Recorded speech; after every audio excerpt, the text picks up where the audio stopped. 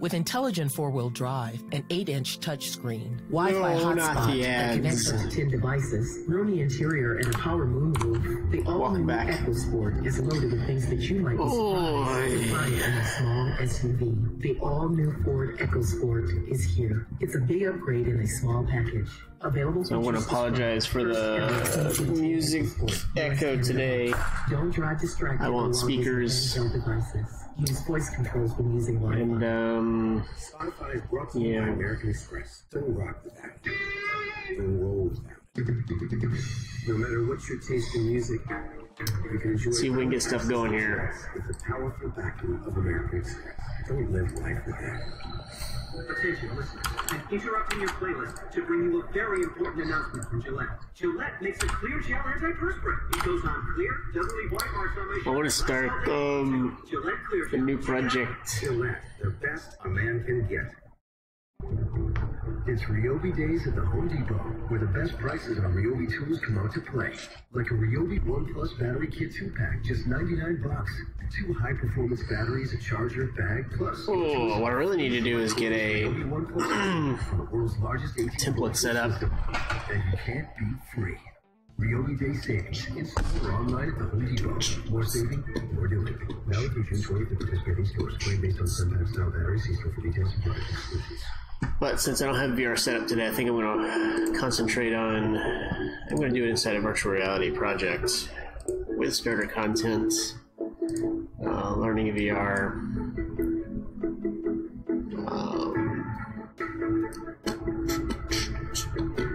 You know what I need to do is I just need to open the Learning VR. Oh boy. Can I open with...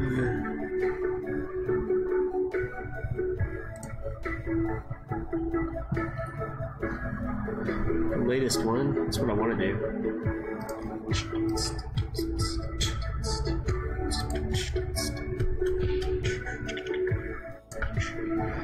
Hold on.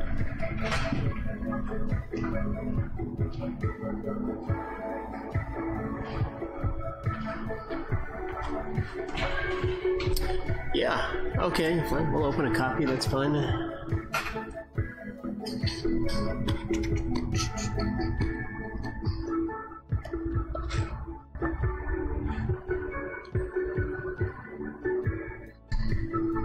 Here's what program this guy is using.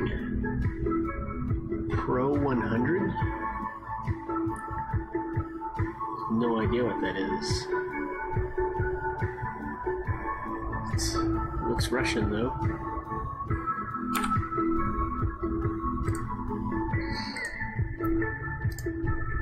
I need to close this.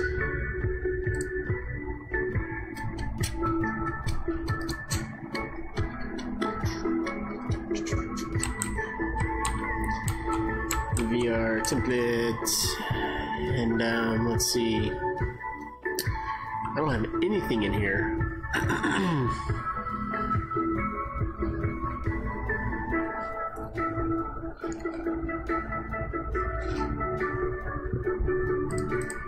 Let's go plugins, enable this.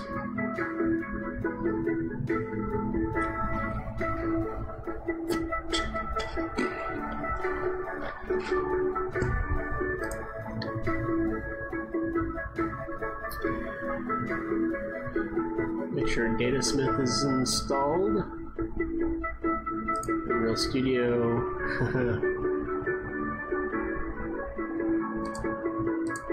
Any version. Why can I not?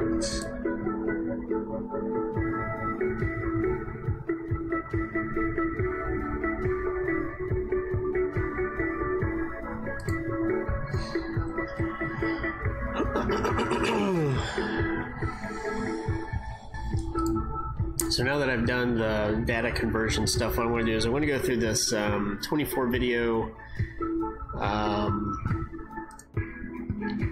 visualization course for interiors, and I think there was actually also an exteriors one also.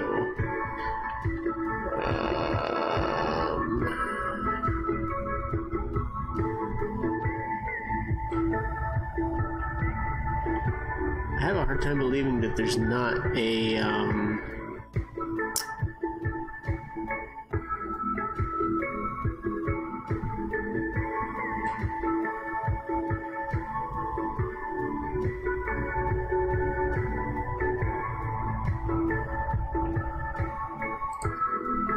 like grouping epic architectural exteriors, right?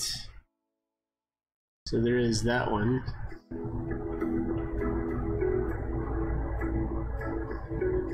As well.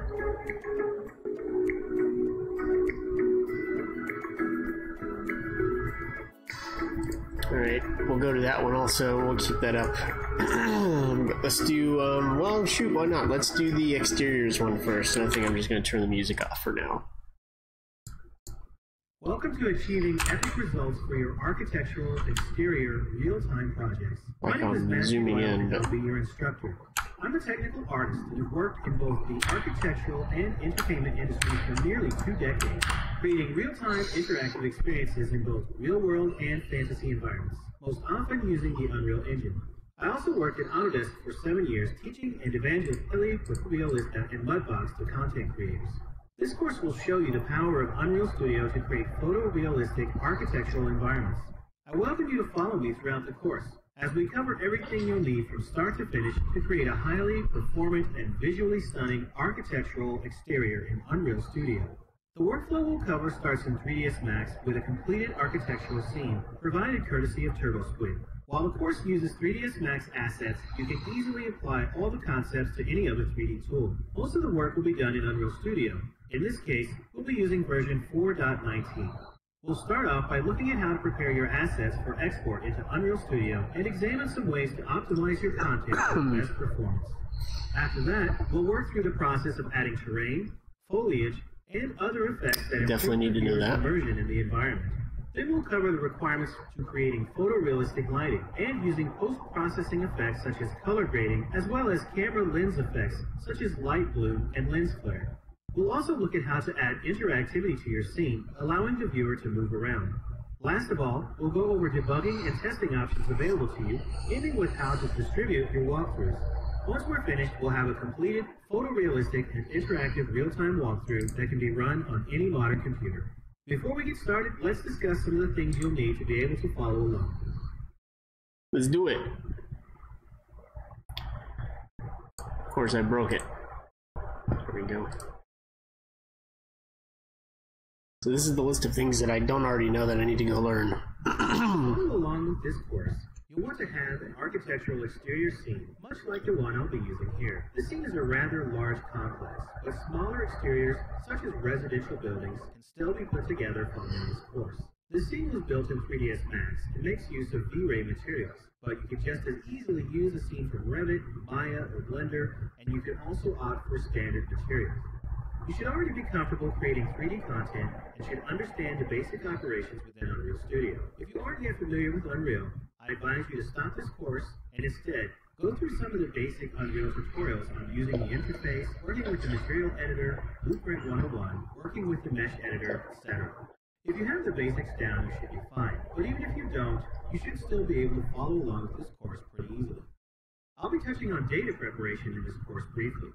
But for a much more detailed walkthrough on preparing your assets for Unreal Studio, be sure to check out my course on data preparation. Also, a lot of what I'll be covering in this course, I've already covered in my course on architectural interiors. If you've already been through that course, this one will be a great refresher. Some chapters will be nearly identical, such as setting up light maps, asset preparation, working with materials, etc. But as this course is on exterior architecture, many chapters will have subtle differences related to working on exterior scenes. And there's quite a few new chapters as well. For additional help, be sure to check out the Unreal Wiki and documentation pages. These resources provide a vast knowledge base on using Unreal, and you'll learn a lot of the science behind many topics such as light and color, tone mapping, and so forth, if you also spend a little time on the Unreal YouTube channel. While a lot of it is geared towards creating games, many of the subjects still apply to architectural workflows. Next up, we'll take a quick look at the scene.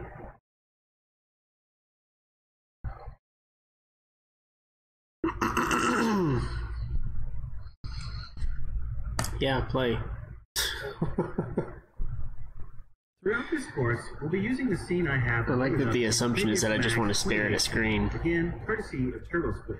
This scene is composed of several thousand objects and just over 2 million polygons, or roughly 3.2 million triangles. All the materials used in this scene are V-Ray materials. The good news is that Unreal Studio, by way of the Datasmith exporter, fully supports V-Ray materials. The scene also uses a single V-Ray sunlight. Once again, Unreal Studio supports this light as well. You'll be able to use any similar architectural exterior and easily be able to follow along. My scene is broken down into layers for all of the various types of objects. So you can see I have a layer for light fixtures. I also have a layer for foliage. We have 6 trees that we're going to be bringing into Unreal Studio. Some of these layers will be removed. I'll be grouping some of the objects together. So down here you can see we have window glass, window panels, window seals, window trim 1 through 3. I'm going to be combining a lot of these objects to improve the performance, and we'll talk about that a little more later. So now you've had a quick look at the course assets we're going to be working with, let's go ahead and get right into preparing these assets for export into Unreal Studio.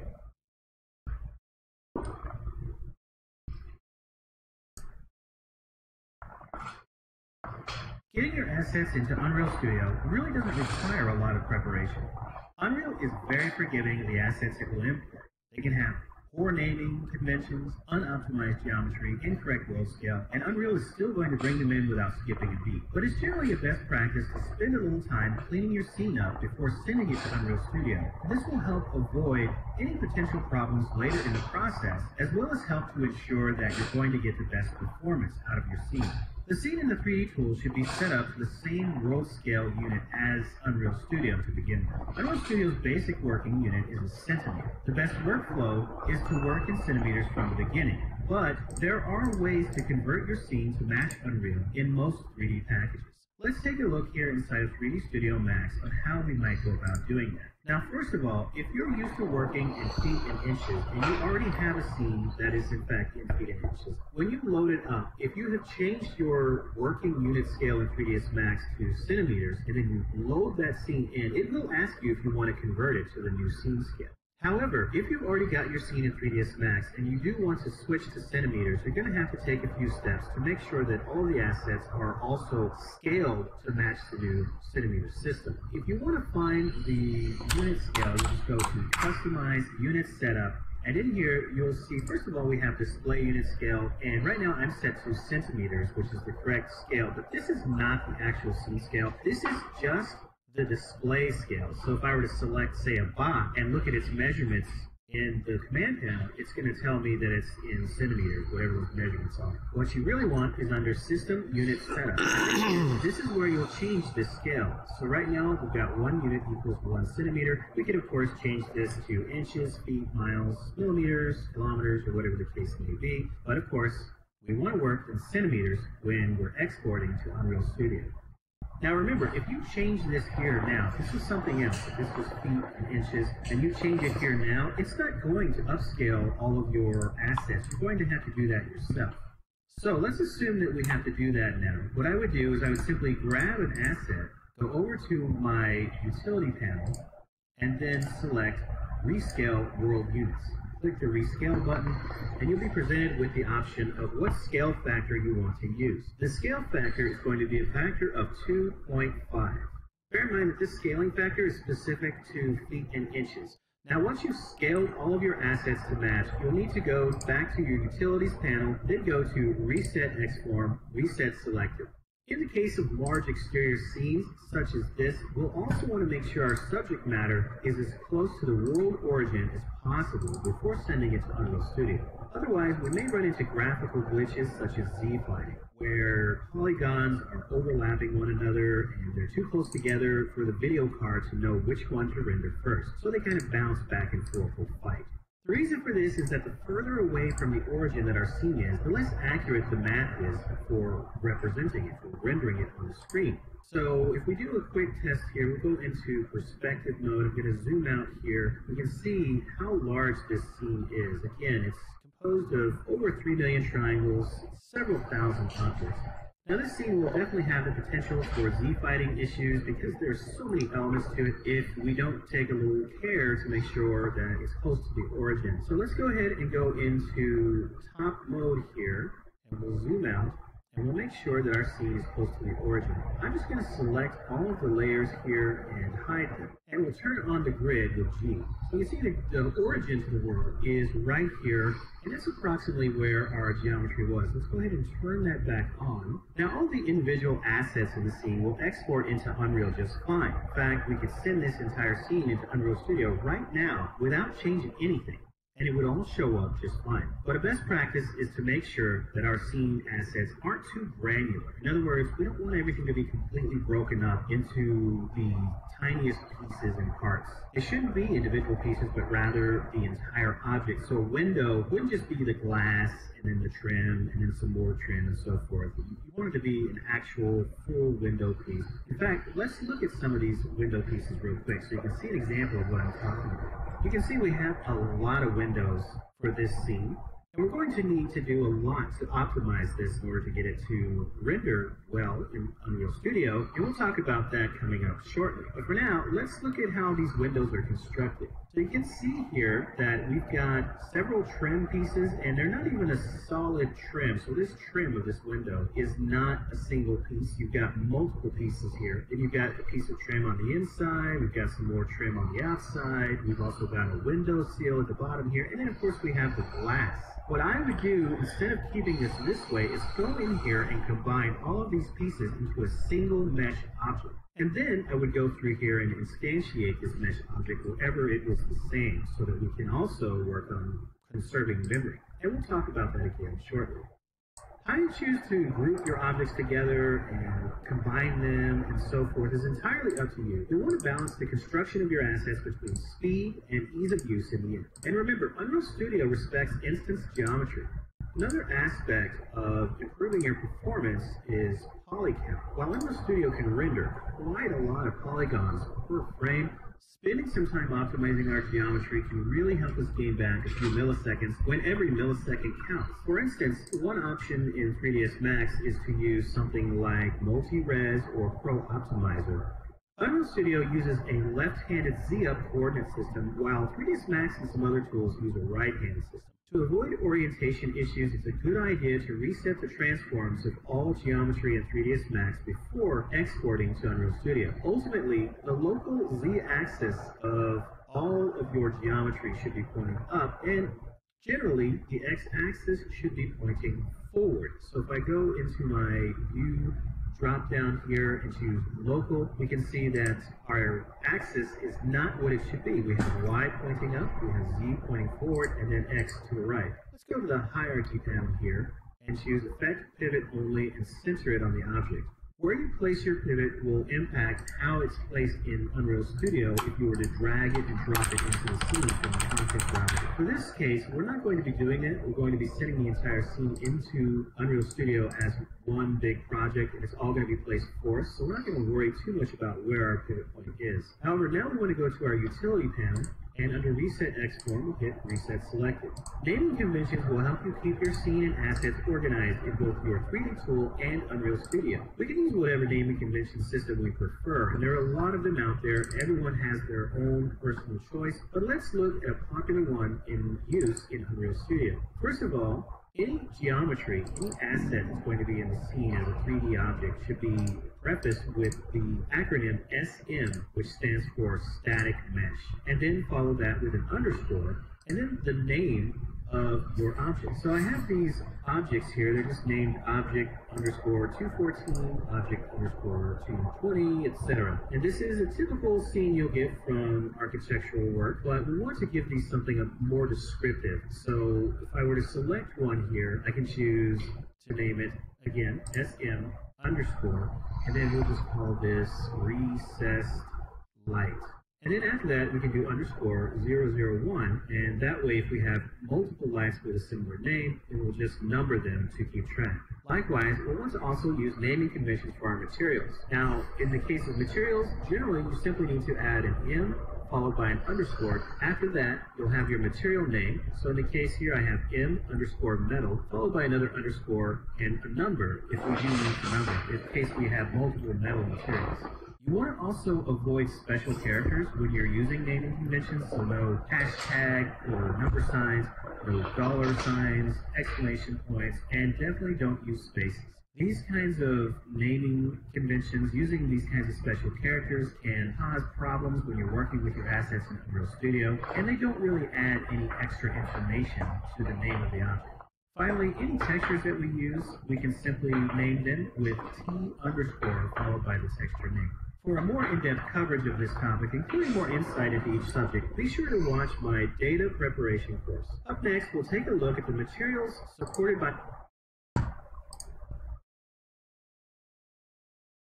Unreal Studio supports the majority of standard materials when exporting with FBX, as well as V-Ray if we use the Datasmith export option. What Unreal Studio does with materials on export is to automatically convert them to Unreal's own physically based materials system. Physically based materials use an algorithm that provides more artist-friendly ways to create pretty much any material type imaginable. So rather than your typical specular and gloss inputs and whatnot, physical materials use metallic, roughness, and specular primarily, as well as some other inputs such as emissive and ambient occlusion. And when we get into Unreal Studio, we're going to take kind of a primer into PBR materials as they are presented in Unreal Studio. But for now, we're going to stick with our material system here inside of 3D Studio Max.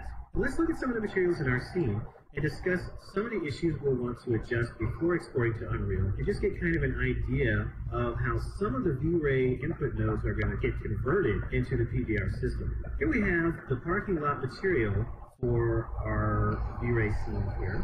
You can see it's a multi-sub-object material. Bear in mind that this multi-sub-object material does need to have a good naming convention, so mine is named M_parking lot. One thing to bear in mind when exporting to Unreal Studio is that bump maps or black and white images, such as this one here on this material_marble, that's going to be converted by Datasmith into a normal map. If you're not familiar with a normal map, it's basically just a real-time version of a black and white bump map. Instead, it uses RGB color, and it is used by dynamic lighting systems to simulate bumps on a surface, so that when the light moves over that surface, it appears to have more detail than it does, just like a bump map. But in this case, it's actually going to respond to the motion of the light as an object moves through the environment or as the light moves around the environment. Another thing to keep in mind is the use of two-sided materials and backface culling. So to look at that, let's jump over to my curtains here. So I'm going to open my curtains layer, and let's go ahead and zoom in on one of these curtains, and we'll hide everything but the curtain. Alright, so here inside of 3ds Max, our curtain looks great. It's a two-sided object, but if I right-click and go to Object Properties, and then we turn on backface culling, you can see this curtain is actually an infinitely thin piece of geometry without a back face. And that is going to be the way it comes into Unreal Studio. And you're going to have to do some work in Unreal Studio to make this look two-sided again. So just bear that in mind. If you're working with any objects in your Max scene or whatever tool you're using, and they are infinitely thin planes, make sure that you turn off backface culling or turn on backface culling, so that you can see that, and you're going to know that in Unreal Studio you're going to need to work on the material itself to make that object appear two-sided again, because that's not going to come over when you export it. And they are great. It's two-sided, the use of two-sided materials and backface culling. So to look at that, let's jump over to my curtains here. So I'm going to open my curtains layer, and let's go ahead and zoom in on the curtains, and we'll hide everything but the curtain. Alright, so here inside of 3ds Max, our curtain looks great. It's a two-sided object, but if I right-click and go to Object Properties, and then we turn on backface culling, you can see this curtain is actually an infinitely thin piece of geometry without a back face. And that is going to be the way it comes into Unreal Studio. See, this curtain, do Object Properties, and then we turn on backface culling, you can see this curtain is actually an infinitely thin piece of geometry without a back face. And that is going to be the way it comes into into Unreal Studio. And you're going to have to do some work in Unreal Studio to make this look two-sided again. So just bear that in mind. If you're working with any objects in your max scene or whatever tool you're using, and they are infinitely thin planes, make sure that you turn off backface tooling or turn on backface tooling so that you can see that. And you're going to know that in Unreal Studio, you're going to need to work on the material itself to make that object appear two-sided again, because that's not going to come over when you export it. Another thing to keep in mind is some materials won't be supported on export. So for instance, currently, let's go ahead and clear our viewport here and bring in the curtain material. So we'll get that from our selected object here. Now this is the material for our curtains here. It's got a diffuse, refraction map, and a bump map.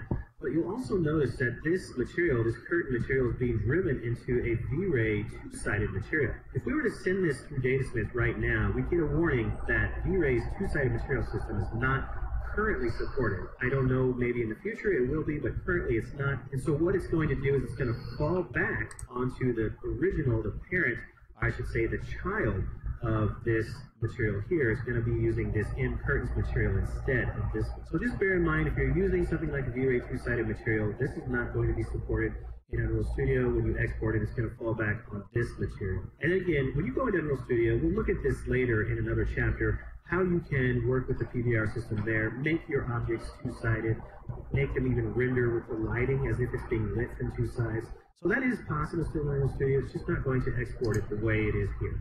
Also, we want to look at our V-Ray emissive lighting. So if we go ahead and clear our viewport again here, and I'm going to bring in this material here called M Light Bulb. Now this is a simple material. It's a V-Ray light material. So you see here, V-Ray light material. And it basically creates the effect of emissive quality so that if you put it on a light bulb, that light bulb will appear to glow. Now this material is supported on export, but what it's going to do is when you send it over to Unreal Studio, it's going to be converted again to the PBR-based system in Unreal Studio, and it will use the emissive input of that PBR material to represent the same effect. So you don't have to do anything here to change your light material, just leave it as is, and Datasmith will know how to deal with it.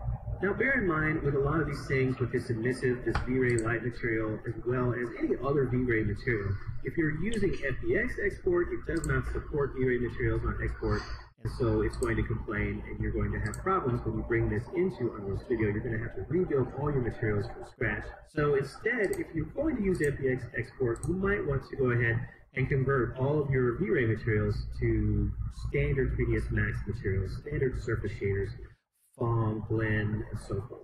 Let's look at one more instance here. We'll clear our view, and we'll bring in the parking lot material. The parking lot material makes use of a noise map material here on this top parking lot material for the asphalt. You're going to get a warning when you're exporting with Datasmith that noise materials are not supported.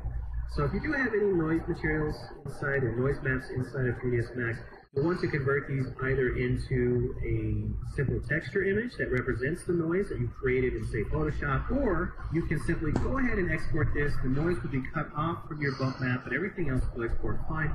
Then in Unreal Studio, we'll be able to rebuild that noise inside of the material editor using the noise node in Unreal Studio.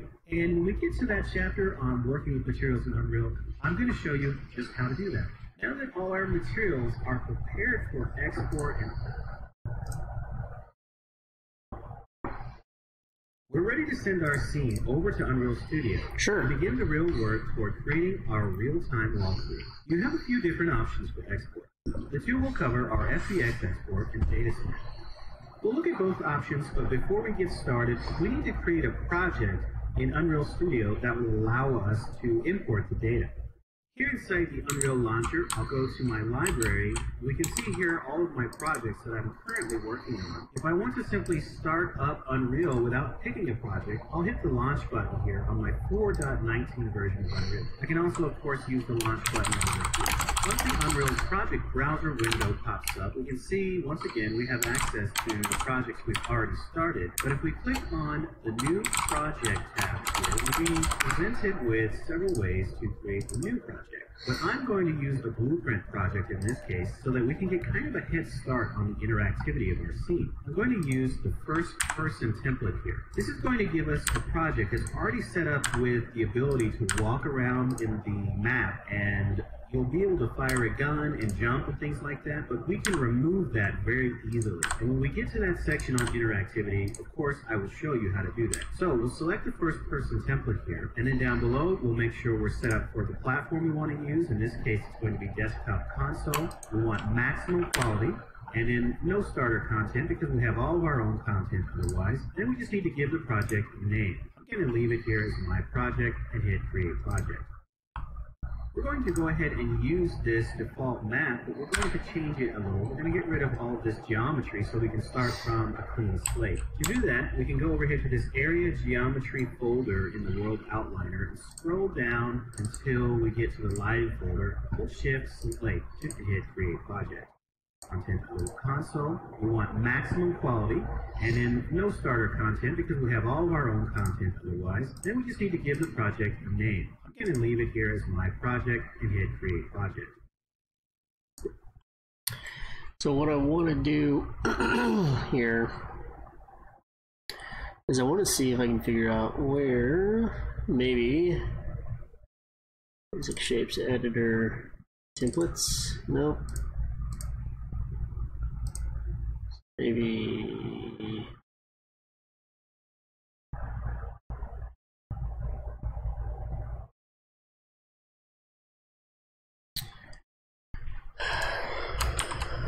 UE4, where is the first person template located?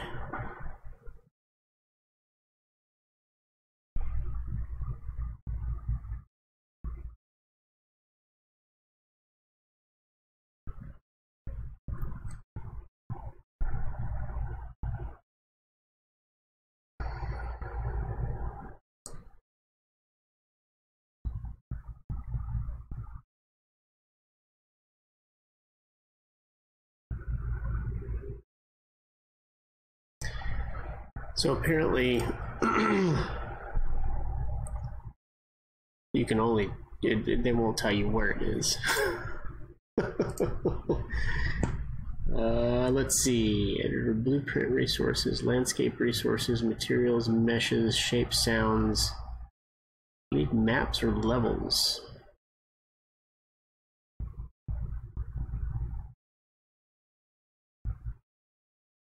Maps. Templates. All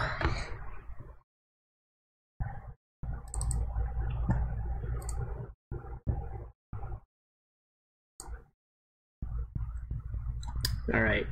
So what we'll do then is we will come do a new project.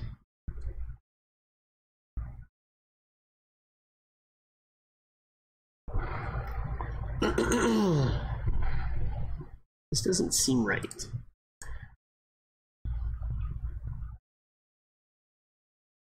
Oh wait, maybe it is under blueprints.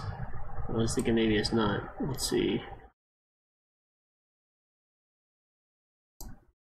Editor blueprint. Editor.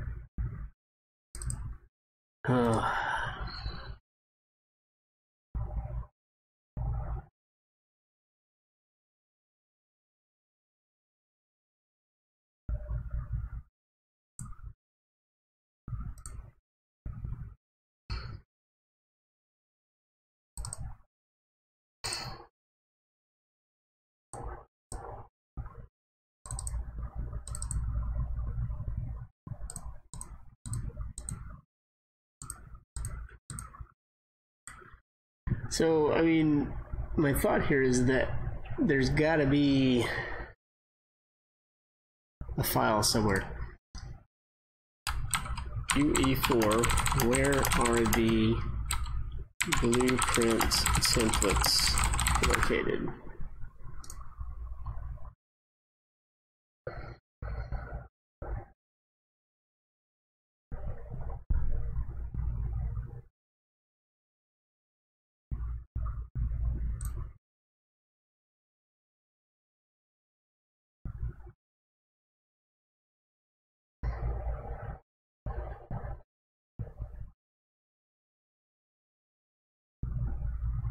Only one person on the face of the planet's ever asked where they are, and he uses a Mac.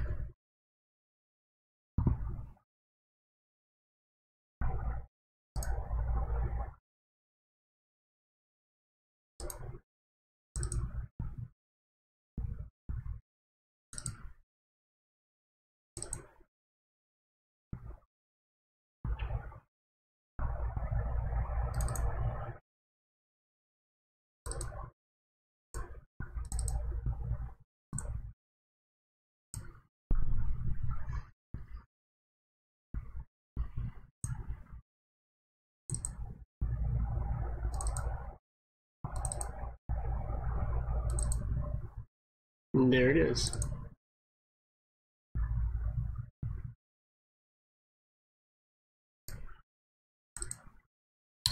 Wonder what the difference between those two are. Let's see. What I need to do, show you what I need to do is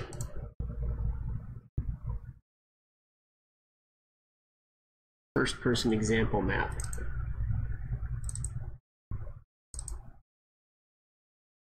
First person example map. All right, let's see if that's the same thing in this one. First person example map. Okay. So I think let's do this. I hope I didn't just mess that up. And then what I want to do is I want to go to maps. And I want to migrate this.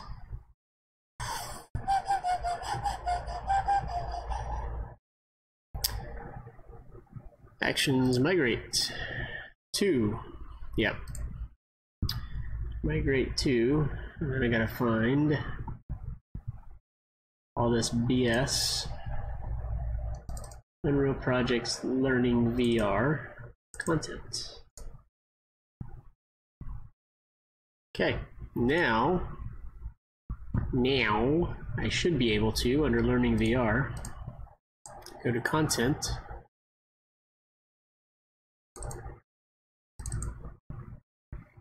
Oh, it's not there.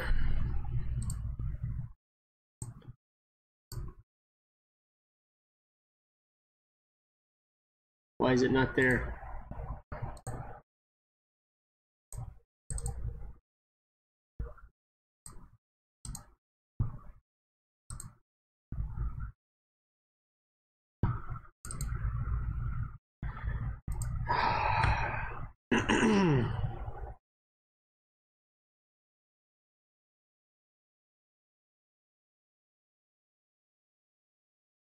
Right, we'll do it this way. We'll just use this since I'm doing VR. And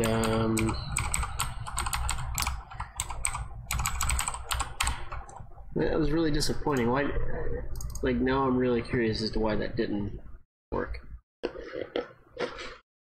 Did I put it under Learning Unreal instead of Learning VR?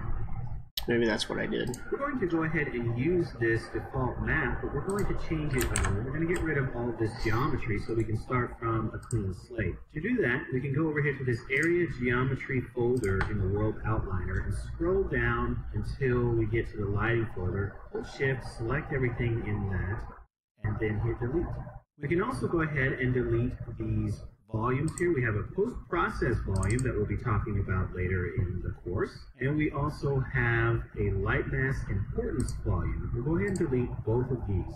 And we'll leave everything else as is. So we already have a reflection probe in here. We've got a light source. We have a skylight, mask, and heat holder. Alright, so what do we want to delete? Change it a little. We're going to get rid of all of this geometry so we can start from a clean slate. To do that, we can go over here to this Area Geometry folder in the World Outliner and scroll down until we get to the Lighting folder. Hold Shift, select everything in that, and then hit Delete. We can also... Nice. So, I happen to be in one that... So box brush, we can delete that. BP cube pickup, editor cube, I think we can get rid of all that. Nav modifier, we can delete that.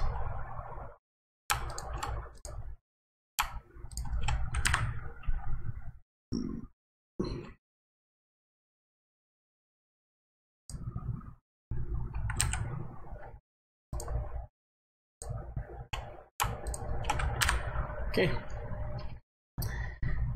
We'll go ahead and delete these volumes here. We have a post-process volume that we'll be talking about later in the course. And we also have a light mask importance volume. We'll go ahead and delete both of these. And we'll leave everything else as is. So we already have Fair enough. a reflection probe in here. We've got a light source, we have a skylight, and a few other things. We'll probably get rid of some of these things later or make changes to them, but for now, we'll just leave it as is. And we're ready to begin importing our assets. Yes, we are. Let's do it. Just go ahead and click the Save Current button. Actually, let's just continue. do... In order to use this... let's duplicate that. And then let's open this one. Don't save that. And then we're going to save this one. We're going to call this, this is level drop-in template. Okay.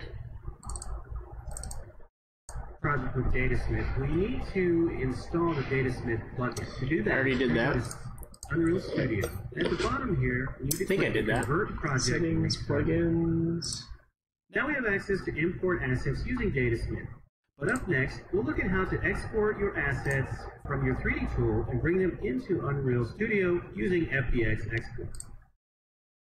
I don't want to use FBX Export. We'll start by exporting with... If we want to export the entire scene using FBX, we can certainly do that. Which I don't want to do.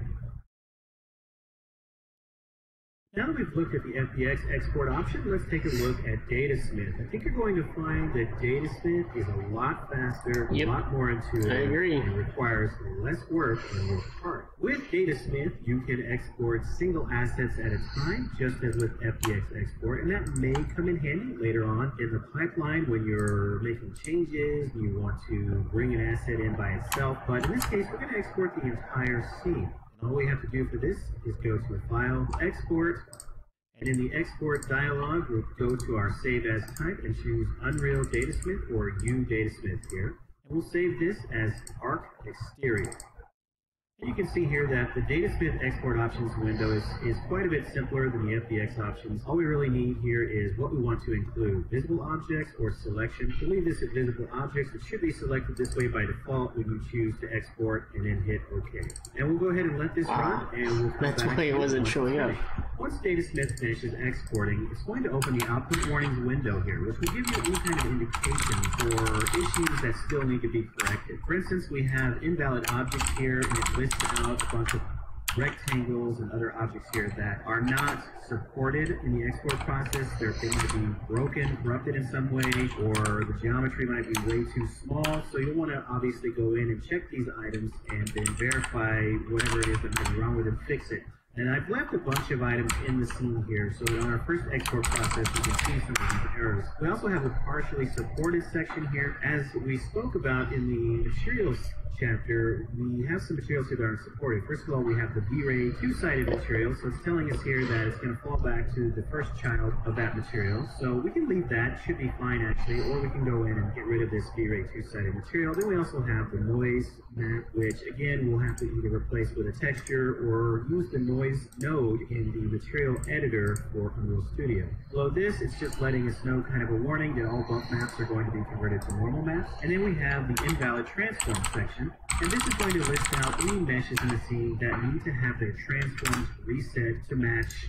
As we spoke about earlier, we want to have that Z up, X forward, and so forth. So this is going to be a good list here, an indicator of whether or not you need to go in still and fix transforms on any of your mesh objects. And we have quite a few to deal with still. Now we can import the Datasmith file in Unreal using the top menu here, Import U Datasmith File. If we click the little drop down next to it, we can see we can also import CAD data, and there's all sorts of CAD data formats that we can bring in here. But we're going to just go ahead and import the Datasmith file format.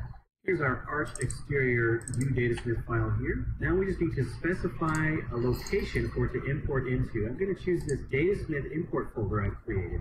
You can see here that the datasmith import options window is quite a bit simpler, again, than the FBX import options window. The only real options we have here are what we want to import. So we have geometry, materials and textures, check, as well as lights and cameras. We can check all of that as well. Then we have our show advanced drop down, and this allows us to specify the minimum and maximum light map resolutions. Here I like to specify the same size for both. And what this means is the size or resolution of our light maps will be 512 by 512. We could increase this to a higher resolution, but I like to start out at 512. I wonder if that's what my problem was. Then the minimum resolution is basically going to tell Unreal to use as much of that light map as possible when generating light map UVs. So there'll be just enough padding to keep the light mapping from bleeding over into other light map UV shells, but it should use as much of the actual light map texture as possible when generating those shells.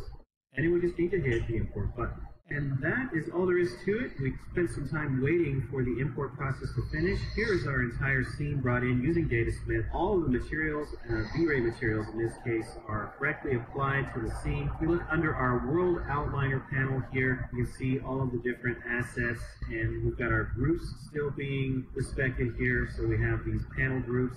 Now, if we go into the Datasmith import folder we created, you'll find a subfolder with the name of the Datasmith file, so Arch Exterior. And then in that folder, you'll find three subfolders: geometries, materials, and textures. Self-explanatory what's in here, but let's go ahead and go into the geometries folder. You can see all of the assets from the scene are in here. Now, we haven't spent enough time putting some of these assets together. They're still being imported as singular objects, and that is part of the reason why this is running a little bit slow here. We've got a lot of singular objects. There's very little instancing being used here, and some materials that need to be worked on and so forth. But it's just that easy using Datasmith to bring in the entire scene with very little work required, and it just comes in with everything the way it looked inside of 3D Studio Max. So for instance, also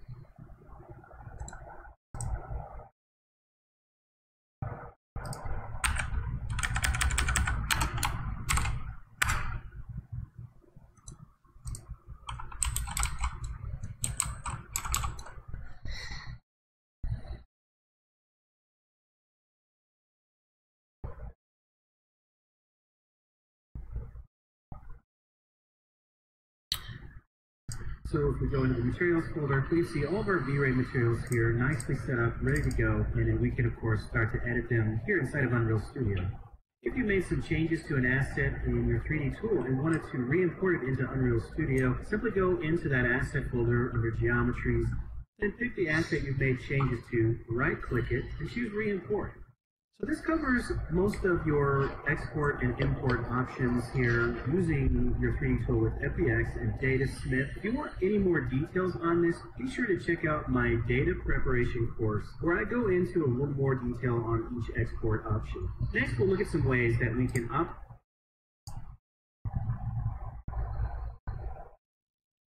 Optimization is a critical part of our workflow. Running a real-time walkthrough requires rendering each frame in milliseconds rather than minutes or hours. Modern video cards are getting more powerful by the year and able to do some really impressive feats, as is Unreal Studio, but there are limits to what can be rendered. Optimizing your content is a multi-phase process, and it includes things like poly reduction, scene and memory management, LOD creation, working with materials, and more. Let's look at a few ways that we can optimize this scene, which is rather large and has a lot of sub-meshes and some kind of complex materials that could be slowing it down. To know for sure what might be causing any kind of slowdown, we're going to need to use some testing and debugging tools. Now, we do have a chapter on testing and debugging where we'll go into a lot more detail on some of the options you have, but we're just going to look at a few of them for now. Just bear in mind that the optimization process is an ongoing thing as you work. As we can see here, if I look around in the viewport, it's clearly not running up to the way we want it to be able to run. We can get a little more detail on this By going to this little drop down here in the top left of the viewport, it's going to show FPS. We can also obviously use the keyboard shortcut there, Control-Shift-H. In the top right here now, we can see our frame rate is about 5 to 6 frames per second and 170 to 180 milliseconds to render each frame. That is incredibly slow, and obviously we want to render at least 30 frames per second, if not 60 frames per second. In the case of a large scene like this, it may be kind of difficult to get it up to 60 frames per second, but we'll see what we can do. And if you're rendering on a VR headset, that needs to go up to 90 frames per second. Each frame for a VR headset needs to render in 11 milliseconds or less. So we can see we've got a lot of work to do here. The first step to figuring out what is causing our performance issues is to try to kind of diagnose whether it's based on the number of polygons on the screen or if it's materials or anything like that. I've got a sneaking suspicion that it's polygon count for the most part, but we can do a quick test of our material complexity by going to the lit button here and changing the way our viewport is rendering things. If we go down to optimization view mode, we've got a few options available to us here. And right now, the ones I'm most interested in are shader complexity and quad overdraw. Let's try shader complexity. With shader complexity, we're rendering an image that tells us of our materials in the scene, how complex they are. Anything that's... Okay. So the way that this was imported will not work. So what I need to do is I need to come back and new, we'll save. And I'm doing the open Revit instead of the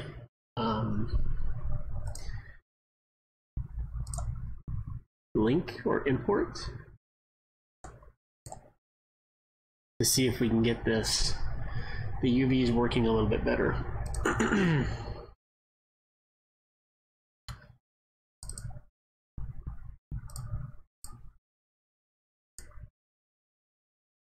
So I'm going to spend a little bit of time here just trying different options to see if I can get UVs working. We'll turn some music back on too while we're doing this, because I want to concentrate. I want to be able to focus on what he's talking about here. And there's going to be a little bit of echo on the music. Sorry about that.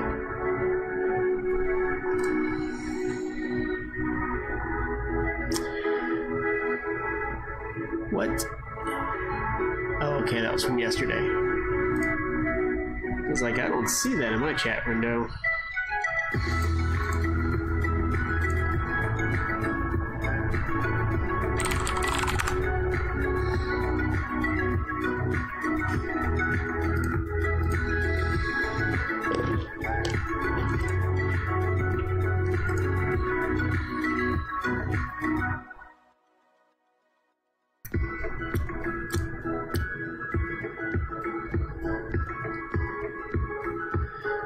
Actually looks like the echo might not even be that bad, but I don't know how it's coming across. So sorry if it is horrible.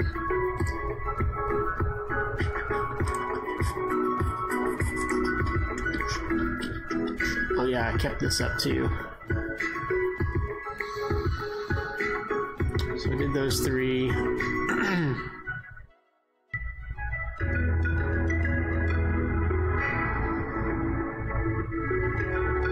It's like there's a lot of really good stuff on here that eventually I would like to go through and get more familiar with as I go through and do this VR stuff. My goal here is to get a good looking VR model that I can send people through Tuesday at our open house, and with maybe some material changing options. So we'll kind of see. Care about our PC's daylight systems yet. This looks good.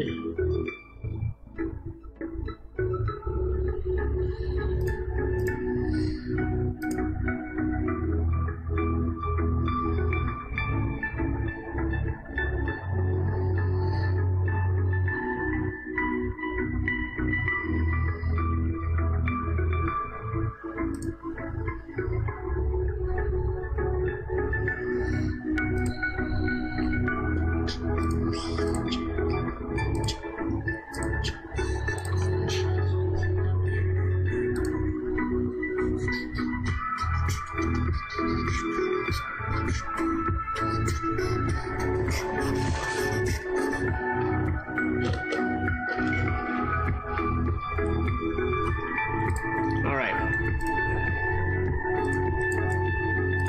part of the issue that we had last time was, it didn't ask me how I wanted to import it this time.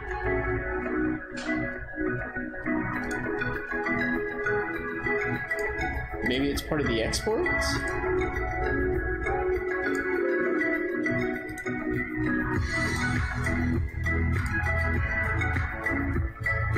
It didn't ask me how I wanted to import the RET file like it did last time. Previously, on import this Revit model, it asked me if I wanted to combine the meshes by material, don't combine them by category, or by family type. It did not do that this time. And what I need to be able to do is, I say what I need to be able to do. Yeah, see, it didn't ask me this time. What I want to be able to do is apply a material to this surface, and then all the materials that are the same get updated. And maybe there's a quicker way to do that, scripting-wise, than these options that I'm trying to use. So let's try this again. File, new all, don't save. This is going to ask me if I want to re-import, I think. Are you? Are you going to ask me to re-import? Content?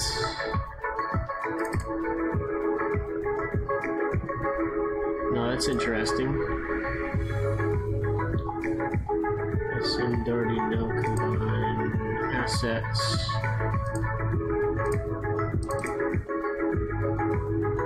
Huh.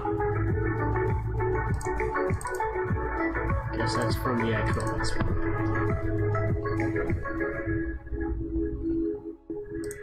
Right, so let's come look at this again. File open. Did I accidentally do import last time?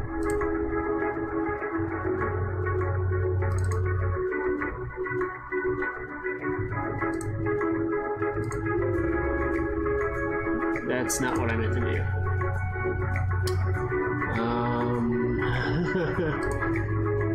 There we go. Open.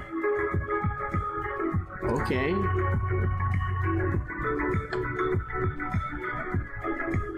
See, I feel like those are supposed to be dialog boxes that I'm supposed to get into.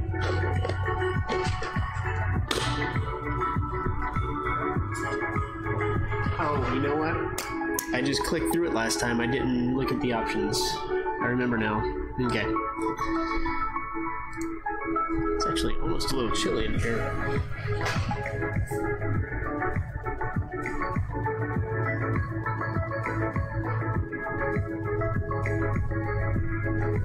Turn the fan off, see if that helps.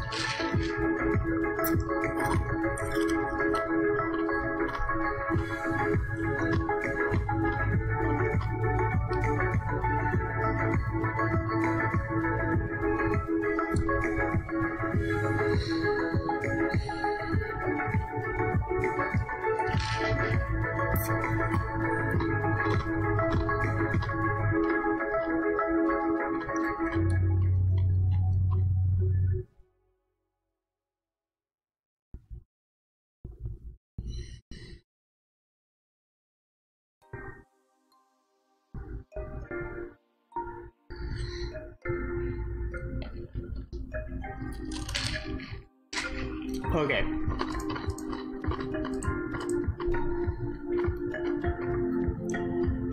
So I think I want to go back to combine by Revit material.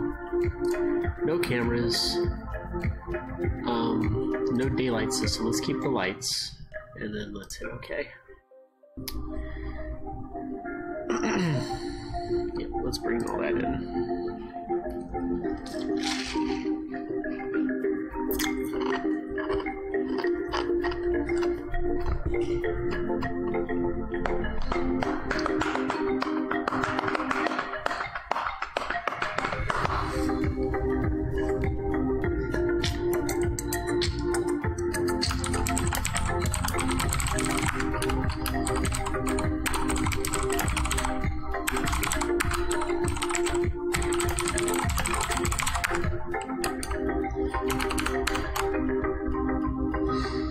It's just ridiculous. I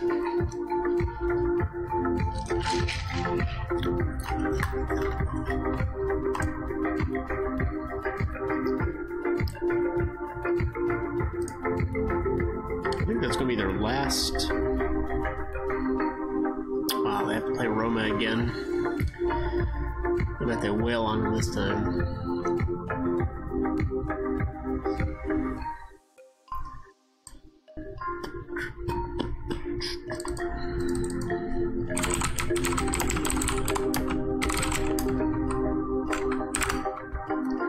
Alright, so now everything that's the same material is one mesh. And what I want to do is I just want to export this and see what that looks like. I am going to do this as matte combine. Saturday 5/26 next week.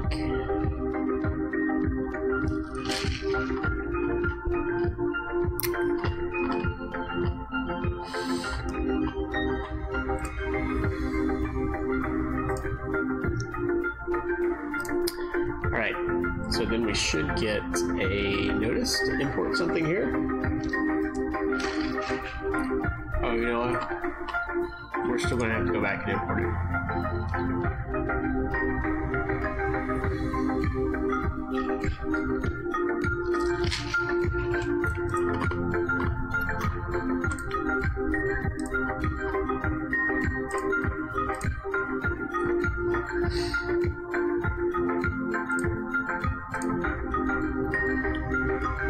512, lights, materials, no cameras.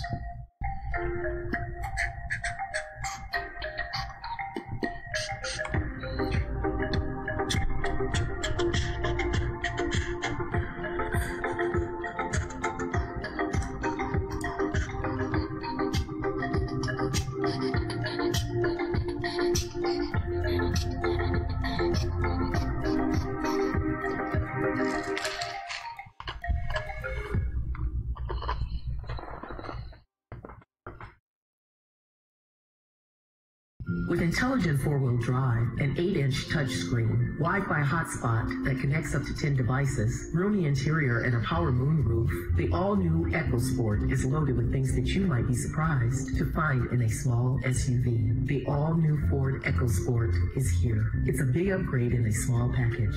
Available features described. First ever 2018 EcoSport, US-Canada market. Don't drive distracted or while using handheld devices.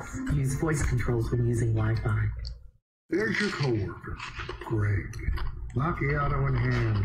Greg never drinks work coffee. He says the beans aren't roasted at the correct temperature.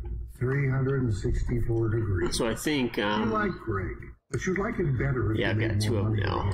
With E-Trade, you can start investing This whole thing. Yeah, that's what I don't want to have happen. Can I select everything? How do I select security product offered by E-Trade Securities LLC? all? All, select relevant, select all the same material. I don't want to select all. One click posts your job to over 100. How do I select everything that's Smart matching technology instantly alerts quality for select everything. 90% of employers who post on ZipRecruiter get a quality candidate through the site in just under 1 a day. parent. ZipRecruiter, the smartest way to hire. To try ZipRecruiter for free, just click the banner now or go to ZipRecruiter.com/Spotify. That's ZipRecruiter.com/Spotify. See.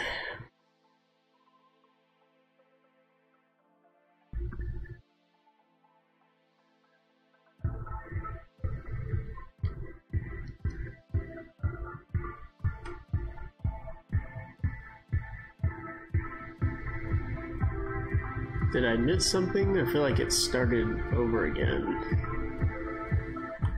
There we go. Shoot. Did the wrong one.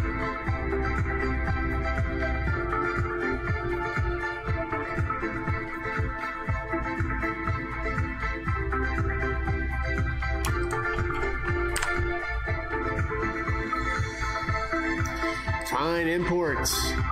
Stop asking me. Alright. So I now have this right here, which appears to have some wonky lighting going on. Let's see if maybe we can fix that.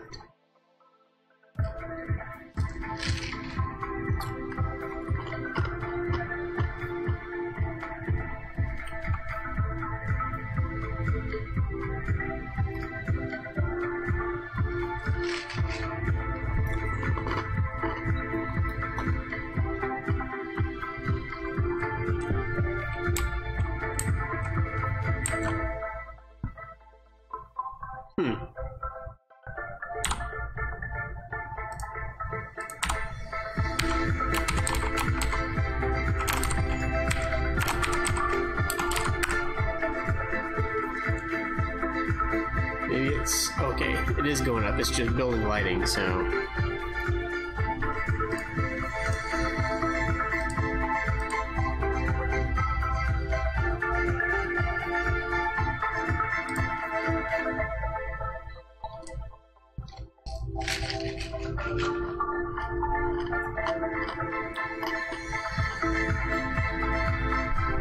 I'm not sure I know why the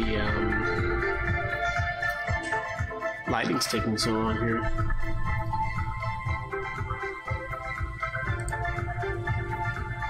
It hasn't taken this long in the past. I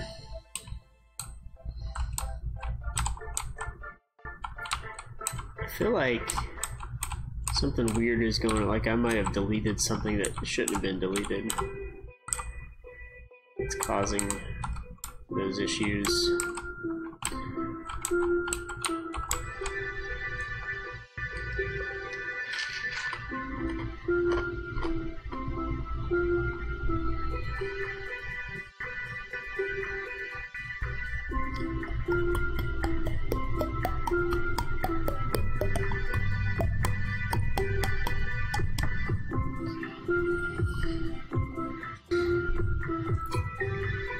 Oh boy.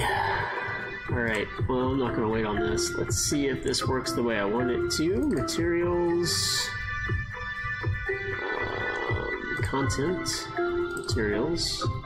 Let's go with steel panels. It looks like the UV system is correct when I do it this way.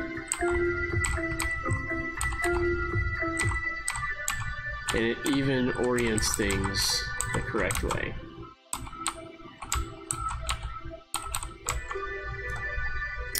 So if I go and let's put vertical tile on this, that looks like it might be about right. Slate rockery. Flat stone. That looks a little bit small.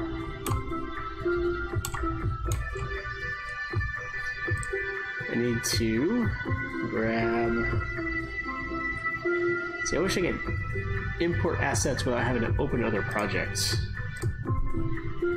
That's a little frustrating.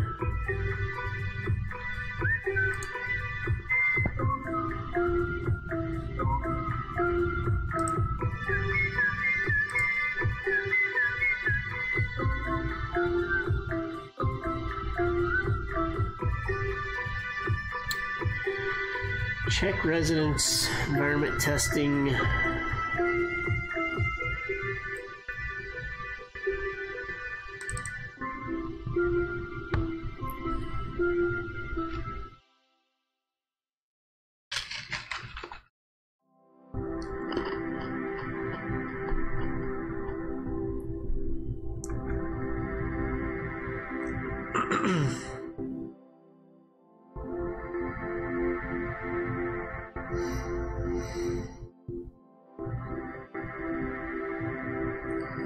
What the crap?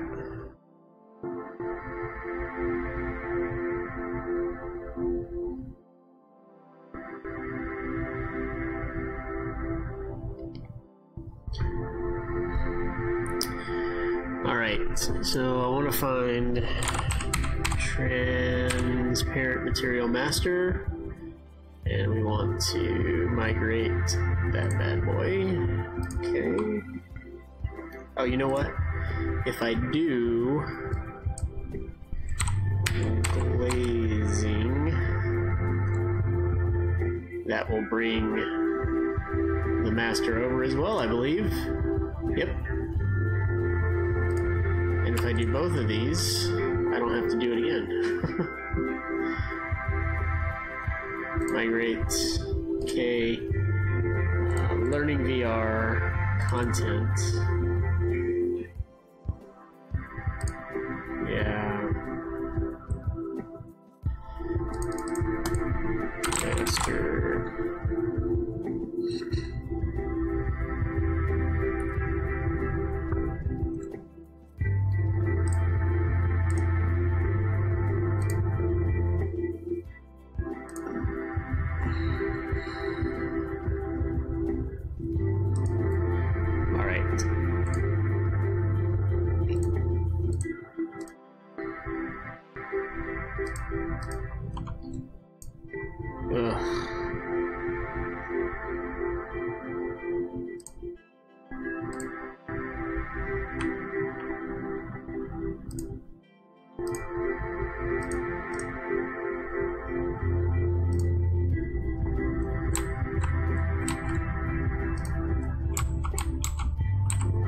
That's interesting, isn't it? I feel like maybe, just maybe, the light map is not correct on this.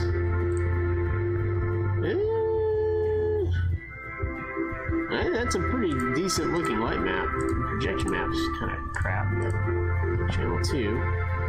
Let's make sure that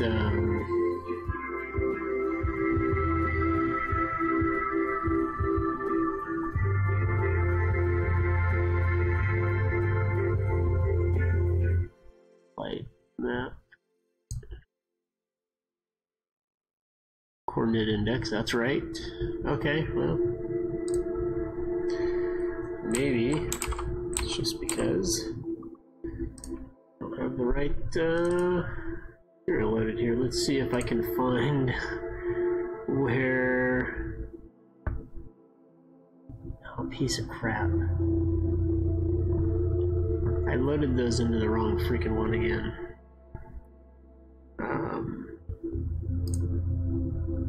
Yeah, I keep loading them into the old learning VR. I need to put it in the new learning VR.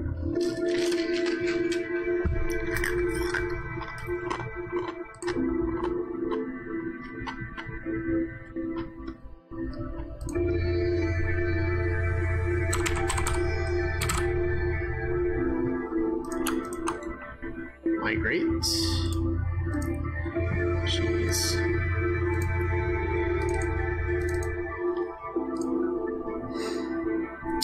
And then master. Migrate. Connections. Migrate.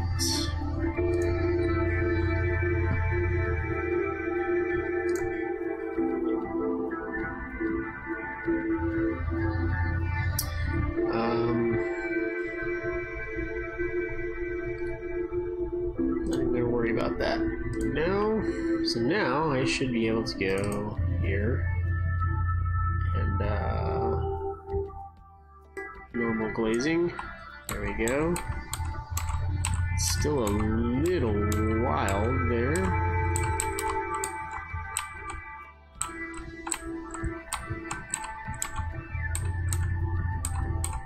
There is something a little funky going on with those.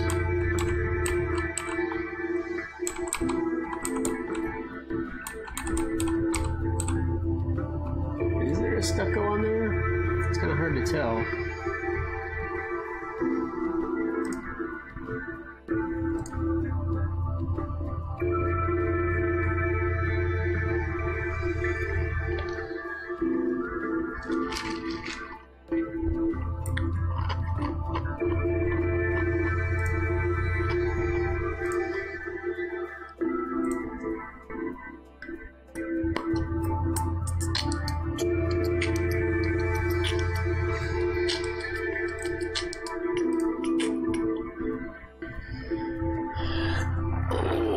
So I think I'm okay with the way that the textures are kind of working. No, that's still too small. Is this scaled properly?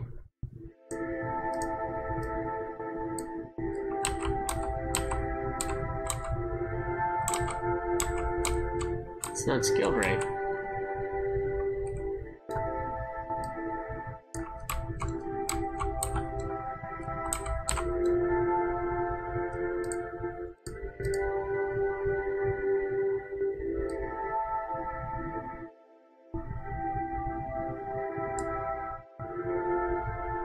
I don't know how tall this person is.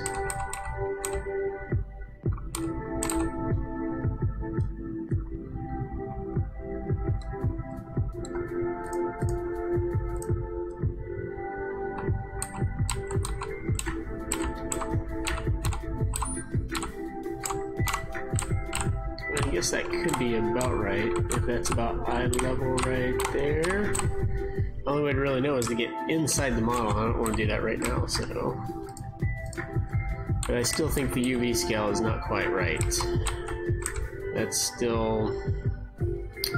Something's still wrong with the UV scaling, which is a little frustrating.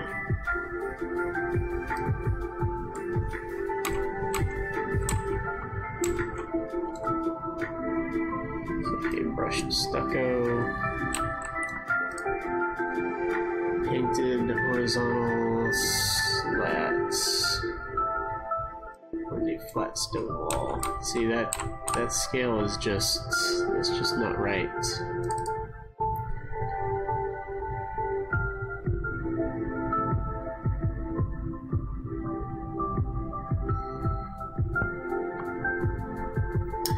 Now what I should be able to do here is multiply texture coordinates, scalar parameter. And just to verify that, I'm going to go look for my master material here because I know I've got that set up in here. Come on. Multiply texture coordinate.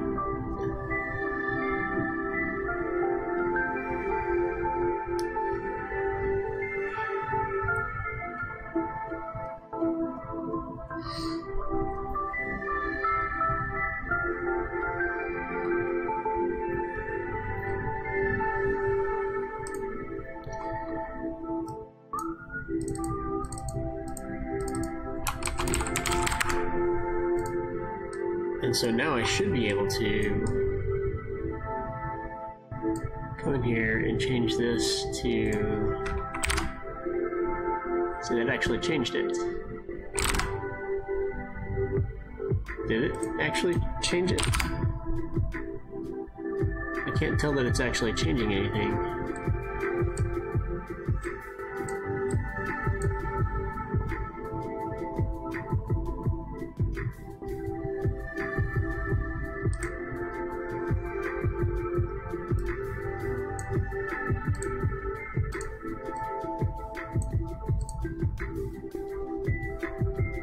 See, with this, if I change this 0.5,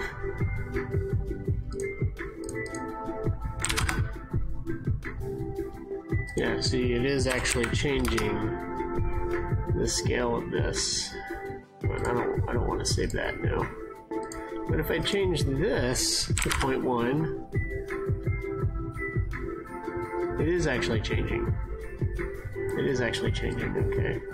Normals, roughness, metallic, UVs. Okay, so now let's put this back at 0.5.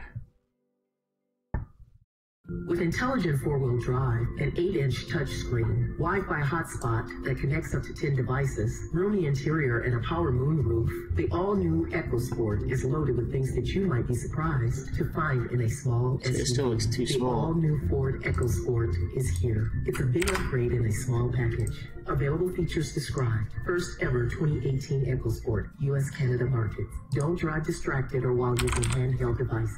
Use voice controls when using Wi-Fi. People make your business work. But how do you find the right talent? ZipRecruiter. One click posts your job to over 100 top job boards. Then, smart matching technology instantly alerts quality candidates about your job. No wonder 80% of employers who post on ZipRecruiter get a quality candidate through the site in just one day.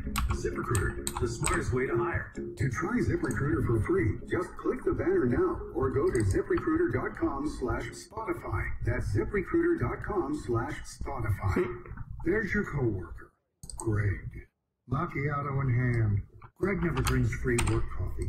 He says the beans aren't roasted at the correct temperature, 364 degrees. You like Greg, but you'd like him better if you made more money than him. With E-Trade, you can start investing with a little or a lot. And then maybe you too can be like Macchiato Greg. Don't get mad at Greg, get E-Trade. All investments subject to risk. Security products offered by E-Trade Securities, LLC. So let's, are these lights not turned on?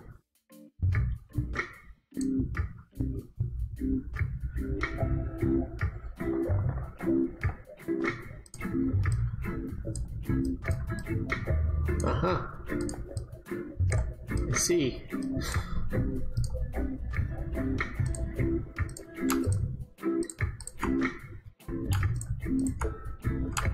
For some reason the lights are all black. I've got black lights.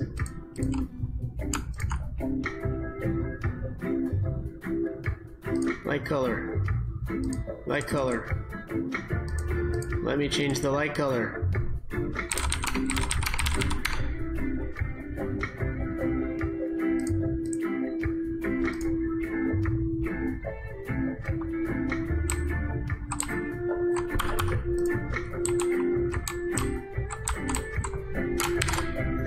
Let that rebuild. Now let's come back and watch this a little bit. Turn the music off. Right now, the ones I'm most interested in are shader polygon count for the most part, but we can do a quick test of our material complexity by going to the lit button here and changing the way our viewport is rendering things. If we go down to optimization view modes, we've got a few options available to us here. Right now, the ones I'm most interested in are shader complexity and quad overdraw. Let's try shader complexity. With shader complexity, we're rendering an image that tells us of our materials in the scene, how complex they are. Anything that's green is considered good. Using the bar on the bottom here, we can see that. Once we get into the red and magenta and up to white here, we can see that it's going from bad to extremely bad. So for the most part, our scene looks fine. We've got a lot of green here, but when we look at, say, the trees here, we've got a lot of reddish and magenta colors, and especially the windows, we've got a lot of magenta. If you look towards the back here, it starts to become very light pink, almost into the white range, so this is very, very bad. So this is obviously one thing we'll want to look at. Let's use another option here under optimization view modes, and that's quad overdraw.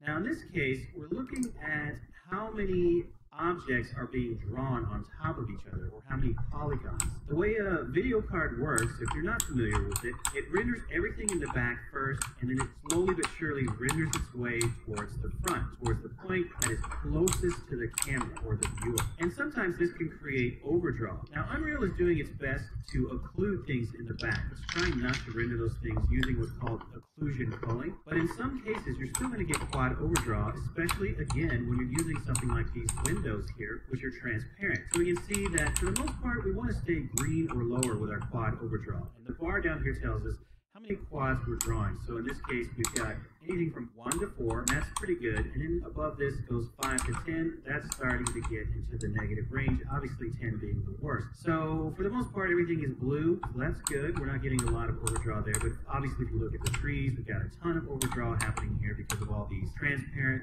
translucent materials for the leaves. And then again, looking through the windows, we can see we start to get up into the green range and then onto yellow, orange, purple, and so forth.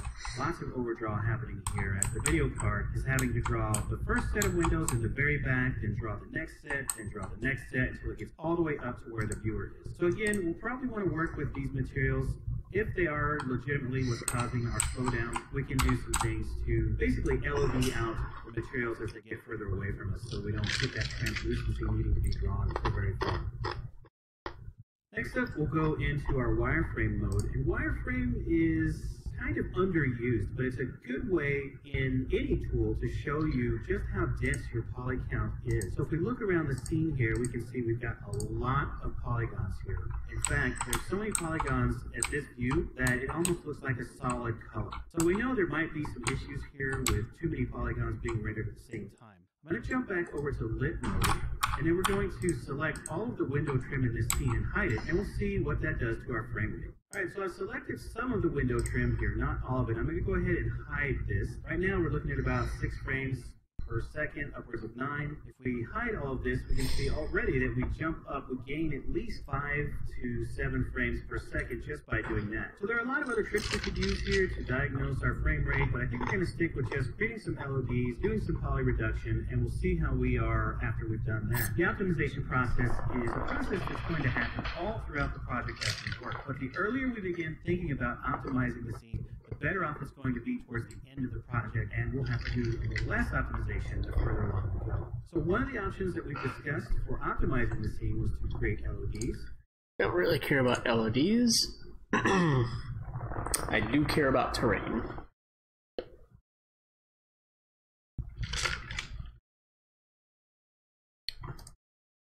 And I would like to watch that. Terrain is a necessary part of any exterior scene.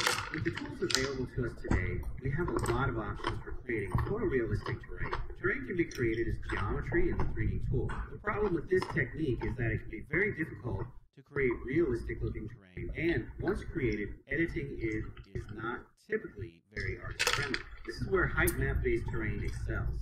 Using a black and white, power of 2 texture or grayscale image, we can simply paint or sculpt the terrain with ease. There are a lot of tools for creating height maps, such as World Machine or Terrigen, to name a few, but we can do the entire process in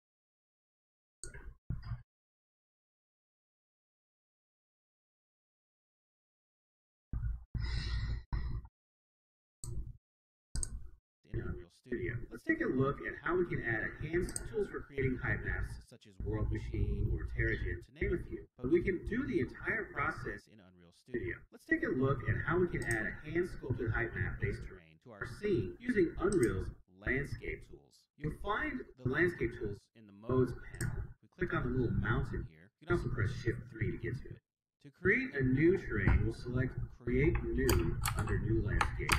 I'm going to go ahead and import the starter content in order to use some of the textures and materials in the scenes in here. You can also press Shift 3 to get to it. To create a new terrain, we'll select Create New under New Landscape. I'm going to go ahead and import the starter content in order to use some of the textures and materials in the scene. Now, even though we've already created our project without the starter content, we can go ahead and add it in very easily. Click on the Add New button here and choose at the very top Add Feature or Content Pack. Go over to Content Packs and choose Starter Content. Click Add to Project. As we can see here, my Starter Content folder has been added to my Content folder, so now we have access to textures and materials and so forth. The reason why I brought this in is because I'm going to be using the textures in the Texture folder for our material for the landscape. Under Material now, we're going to create a new material. So we'll select the drop down and choose Create New Asset Material. In the Materials folder, we'll create m_landscape. And let's go ahead and open that material now. On the screen, you should see a YouTube link. And this YouTube link goes to a great video on working with the landscape system by Epic Games' Andrew Hurley. And he goes into great detail. YouTube link. And let's go ahead and open that material now. On the screen, m_landscape. And let's go ahead and open that material now. On the screen, you should see a YouTube link.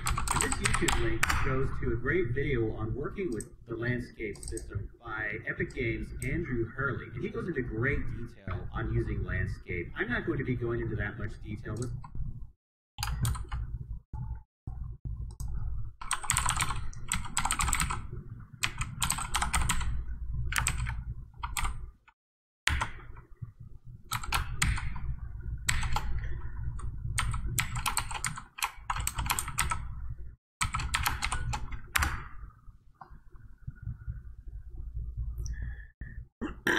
GMK JLZMP J0Q watch V. Typed it in right. YouTube.com watch !V equals lowercase g uppercase M uppercase A. No, that's right. Maybe it's I instead of L. Nice. Welcome back to the Unreal Engine training stream. It is. Okay. Keep that over here. Some of the things I'll talk about in this chapter, he also covers. Now, what I want you to take home from the YouTube video for this course is the landscape material that he has already created for us ahead of time that is freely downloadable. If you look under the YouTube video, there'll be a link to his zip file containing the outline to his video as well as the landscape material in a text format. Let's look at that now. Here I have inside of Sublime Text, or you can use Notepad++ or something similar. I've got the material that he created for us. So we're going to select it with Control-A and then copy with Control-C. We'll go back to Unreal Studio. In our material viewport here, we'll just hit Control-V to paste that in. Let's go ahead and move the material node for our landscape.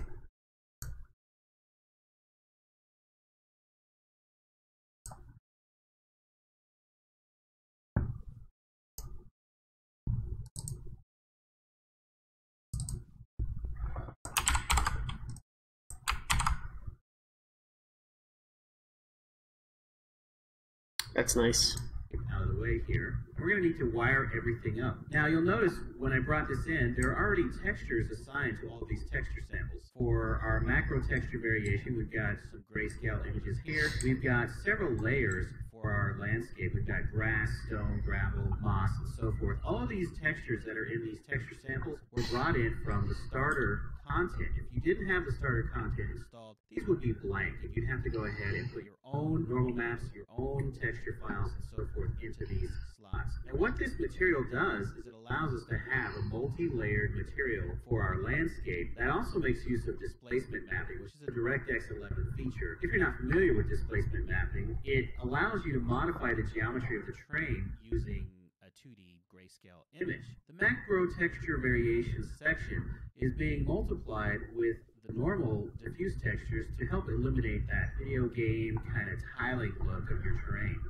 In order for all this to work, we need to wire everything into our material node here. But first, we'll select the material node, and we need to enable a couple of things. Under blend mode in the details panel, we need to turn this into a masked blend mode, and then scroll down to tessellation. And then under tessellation, we want to change our D3D11 tessellation dropdown to flat tessellation. We'll wire in this constant here to our metallic parameter. Then specular, we'll bring that into our specular input. Roughness into roughness. Landscape visibility mask, we'll bring that into our opacity mask. Tessellation goes into tessellation multiplier. Moving over here to our displacement mapping section, we need to pull the multiply output here goes into tessellation roughness into roughness. Landscape visibility mask, we'll bring that into our opacity mask. Tessellation goes into tessellation multiplier. Moving over here to our displacement mapping section, we need to pull the multiply output here into the world displacement input on our material. And then down at the bottom, we have our normals section where everything is being. We need to pull the multiply output here into the world displacement flat texture. Our opacity tessellation multiplier. Moving over here to our displacement mapping section, we need to pull the multiply output here into the world displacement input on our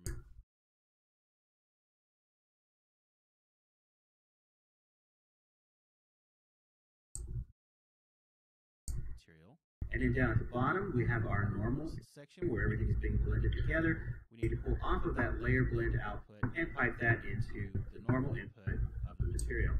Last of all, we need to get our diffuse textures, which are being blended, pull the output off of that, and drop that into the base color of the landscape material. And that should be everything we need to do to set up the material. So we'll go ahead and save that. Okay, and we can continue setting up our landscape. So we'll select that material from our landscape. That would be m_landscape. And everything else I'm going to leave at the default value because it pretty much covers my scene here. It's a nice big piece of terrain. This is the default. So what we have here is a 63 by 63 quad piece of terrain. Basically, the 63 by 63 represents each of these vertices, each of these quads in one section here. We're using 1 by 1 sections. So each component of terrain is composed of a 1 by 1, or literally just one section. The number of components is 9 by 9. So that is each lighter green section here. We count across, we're going to have 9 components this way and 9 components that way, with an overall resolution of 568 by 568. If we change this value, you'll see that the terrain changes size to match. I'm going to bring this back down to 568 by 568. Now, if you watch Andrew Hurley's video, he's going to go into a lot of detail about this part here, explaining the performance benefits of using different sizes of sections and different numbers of components. I'm not going to go into that, so be sure to check out that video if you want more information. And we'll go ahead and hit Create. Before we begin to sculpt, so we can see things a little better, let's go over to the Paint section and get everything set up here for the material. Clicking on the grass layer, we'll hit the plus sign to create new layer information, and we want to choose non-weight blended layer. And hit OK. And we'll need to do the same thing. Everything's set up here for the material. Clicking on the grass layer, we'll hit the plus sign to create new layer information, and we want to choose non-weight blended layer. We'll begin to sculpt so we can see things a little better. Let's go over to the paint section and get everything set up here for the material. Clicking on the grass layer, we'll hit the plus sign to create new layer information, and we want to choose non-weight blended layer. And hit OK. And we'll need to do the same thing for all of the other layers as well. We can also, clicking on the grass layer, we'll hit the plus sign to create new layer information, and we want to choose non-weight blended layer. And hit OK. And we'll need to do the same thing for all of the other layers as well. We can also import height map data from another application, such as TerraGen or World Machine, and we can import data that's been captured in the real world using some sort of scanning technology. Here I have World Machine loaded up, and I've added one of the example scenes. In this case, it is a mountain with a lake terrain, and I'm going to export this out as an R16 or RAW 16 file. Back in Unreal Studio, we'll change our landscape tool to import a new file, or import from file, and browse to our output file. Everything else I'm going to leave at the default settings and hit import. While this particular terrain is probably not the best terrain to use for our apartment complex, it does demonstrate how quick and easy it is to bring in height map data from other applications or even real-world scanned data. We're going to go ahead and stick with our custom created height map terrain. Next, we'll cover how to use the sculpting tools as well as the painting tools to finish creating. With our terrain created, we're ready to begin sculpting it into the shapes of hills and mountains and valleys, as well as painting the materials such as gravel and rocks and grass to create our believable and photorealistic terrain around our apartment complex. So the first first step here would be to eliminate the terrain around the parking lot here, or at least get everything to match up a little better with the scene.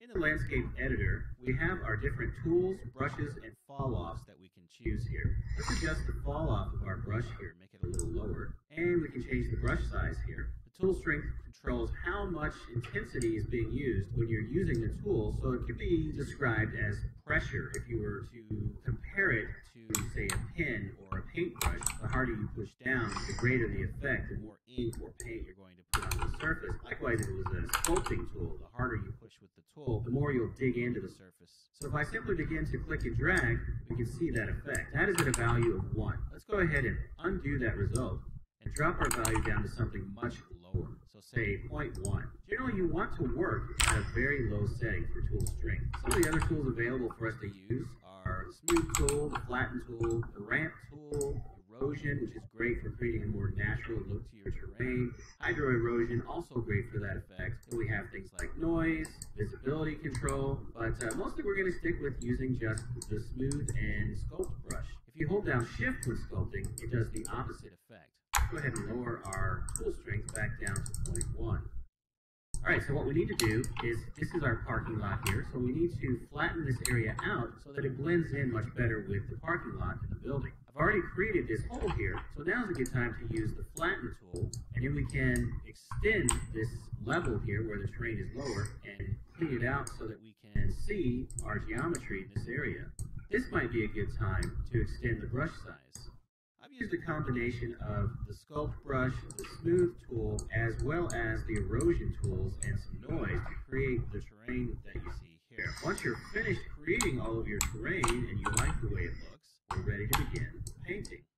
To begin painting our terrain, we'll go over to the paint controls. You'll find all the same basic settings here as under the sculpt controls. We have our landscape editor tools, so we have under the tool here, we have paint, smooth, flatten, and noise. We have circle brush type as well as alpha pattern and component. And then of course we have our fall off settings here. Then we have tool strength, brush size, brush fall off, all the same basic stuff. I'm going to use the regular paint tool, but I'm going to go with an alpha brush. And you can use virtually any alpha here to do your painting. So as well as alpha pros, you'll find often you like the way it looks. So what I'm finding here is that I need to make water.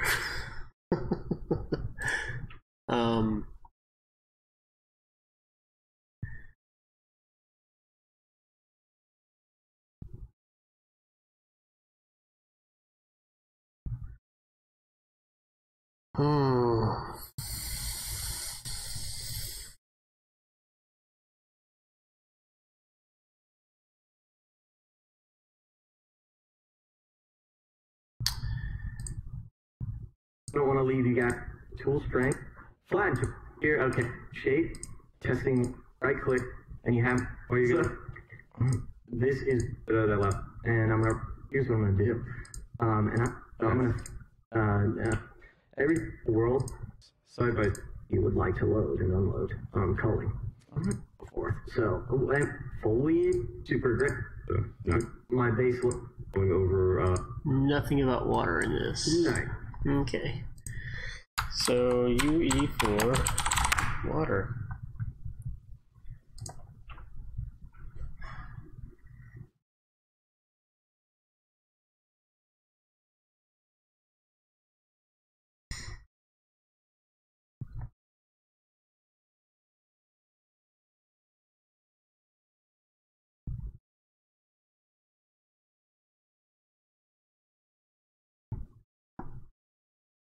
And I think there's probably already content, starter content, water. There is, but I don't know how to go about using it here.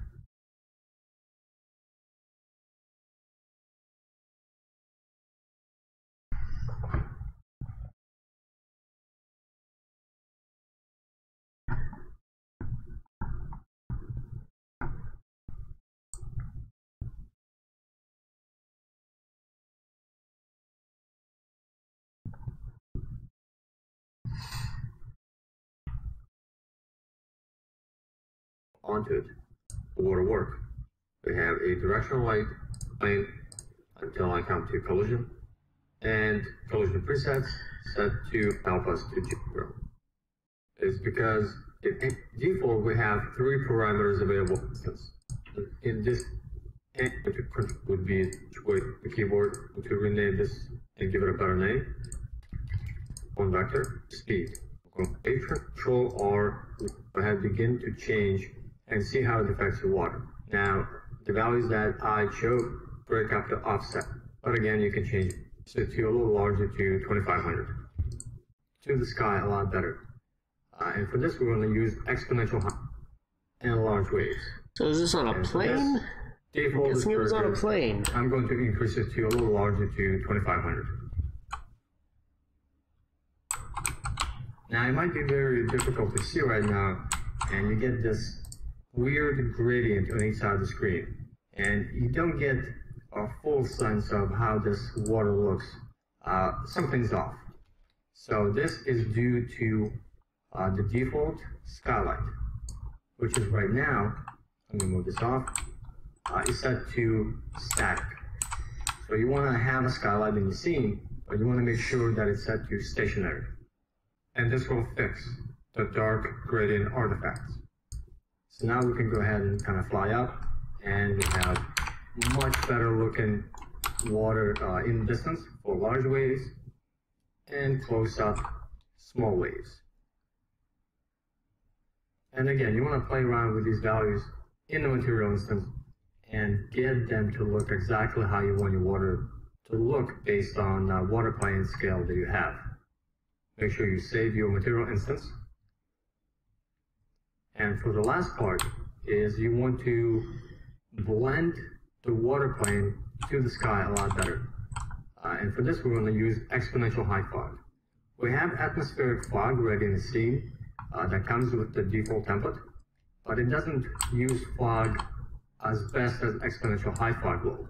So we're going to leave this in because it does define and work with our sky sphere. But we want to go ahead and insert exponential height fog.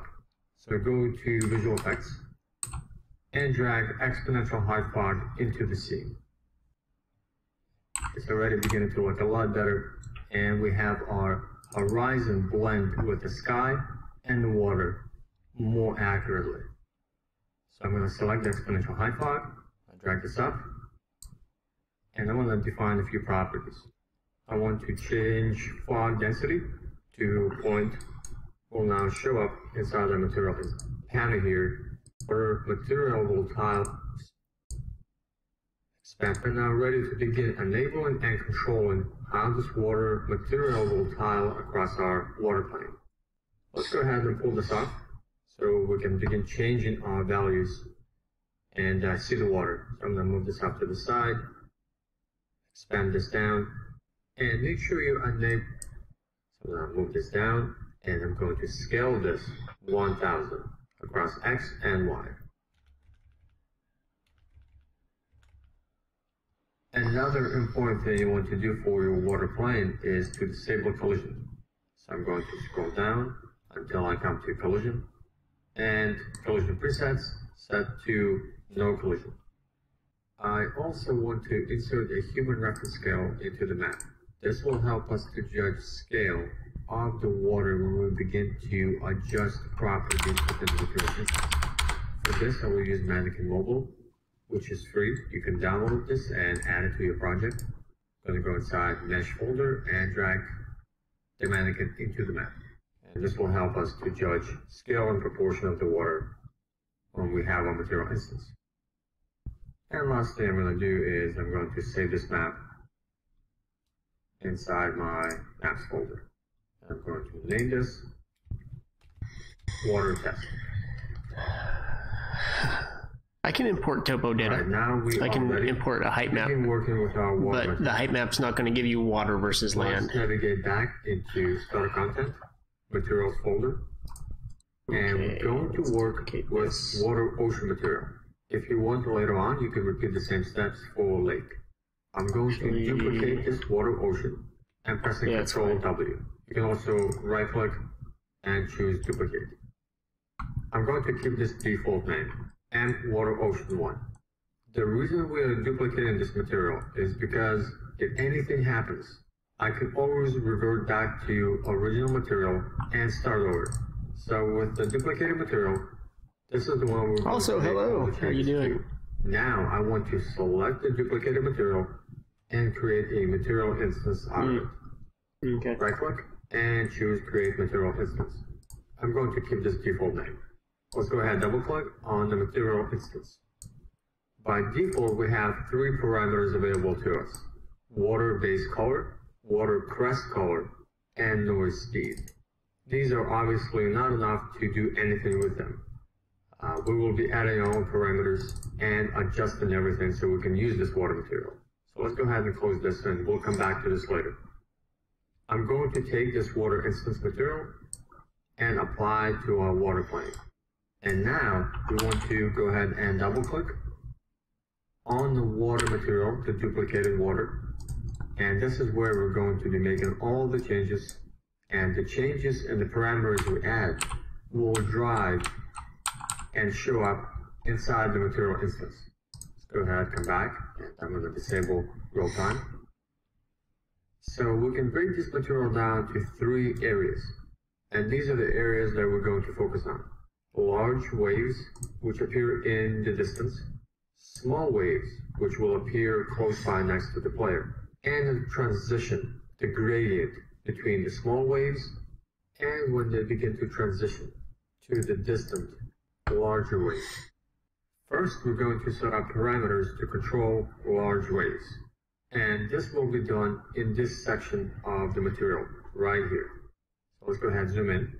And the first thing we want to do is add large wave tiling, which will be controlled through this texture coordinate. We will need to add the parameter so we can change it inside the material instance.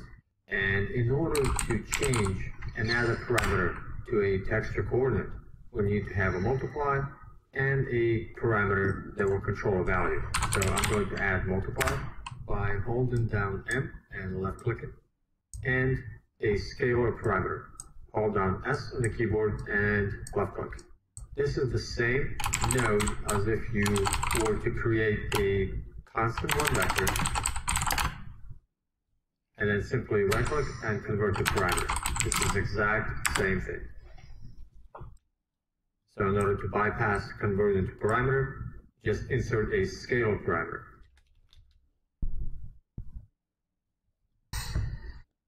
So as you can see, this texture coordinate already has U tiling and V tiling. We are going to control both of these through the same node. That means we're going to control U and V through one value. But if you want to break up your texture coordinate and control U and V tiling individually, to do this you would need to have an append node. So you would do this. You would create 2 scale parameters. One would be to tile on U, the other one would be to tile on V. You would connect them to your append, and then you would connect them like this. So then inside the material instance, you would be able to control U and V. But in that case, I just need one. I'm going to control through a single value. So I'm going to delete these, and I'm going to plug the scale parameter into B, texture coordinate into A, and then multiply into the pattern coordinate. And now I want to name this scale parameter so we can better understand and see it inside the material instance. And this is going to be named large wave tiling. And the default value I'm going to set this is 1. Next, I'm going to set large wave speed, and it's controlled through this panel right here. So we need a parameter to control it inside the material instance. And when you select the panel, you can see that speed X and speed Y has certain values set. So we need to control these, and we're going to add a scalar parameter again. Hold down S on the keyboard and left click. We're going to connect this into speed. We're going to rename it to large wave speed. And set the default value to -0.03. Again, if you want to control the speed X and Y individually, then you would use append, and you would have 2 different parameters for X and Y speed. But I'm going to use a single value to control the speed instead of 2. I'm trying to keep things simple, but you can always break them up into individual parameters. Next, we're going to go into this section right here, sign control panning normal texture. And we have a parameter that's already been created for us, and it's called noise speed. This controls the back and forth water movement speed. So we're going to keep this, but I want to rename this and give it a better name. And the name we will give is large wave noise speed. And we will keep the default value of 0.4. So now, we have large wave tiling, which will control the tiling of large waves, and we have control for large wave speed, how fast the large waves will move. And then we have large wave noise speed, which controls the back and forth movement of the water. The next two parameters we're going to add are large wave movement tiling and large wave world position tiling. So the first one is this texture coordinate right now is set to U and V tiling at 0.18 and 0.50. We're going to control this, and this will be our large wave movement tiling. So I'm going to add a multiply and a scalar parameter. Again, you can break this down into U and V tiling individually using the append and two scalar parameters. I'm keeping this simple and using just a single value. So I'm going to rename this scalar parameter to large wave movement tiling. I'm going to set the default value to 1, and I'm going to hook it into B. Take this texture coordinate, plug it into A, and multiply will go into coordinate of the pattern. Again, we are working inside this sign control pan and normal texture section, which we're working and controlling our large waves tiling and speed. And then the last parameter for our large waves is going to be this absolute world position divide mask. This is very important, and this controls the repetition of larger waves, and it will help to break the noticeable pattern of the larger waves in the distance so they tile better, so you don't actually notice the tiling. So for this, all we need to do is select this constant one vector, right click, and convert to parameter. Default value is going to be capped at 150, which is fully set inside the material, and we're going to rename this, and I will rename mine to large wave world position tiling. So now we have our 5 parameters to control large waves. Large wave tiling, speed, world position tiling, noise speed, and movement tiling. Go ahead, hit apply, and take a look. All of these will now show up right here inside our material instance. The next section we're going to focus on is small waves tiling and speed. And this is controlled through this section inside the material, right here. So we need a parameter to control small waves tiling and to control the speed. This is very similar to what we did for large waves. So for tiling, I'm going to insert a multiply node and a scale parameter. This is going to control the tiling on small waves. So now, take this texture coordinate, plug it into multiply A, this scale parameter into B, and multiply into pan coordinate. I'm going to select this scale parameter and rename it. I'm going to give the name on small wave tiling.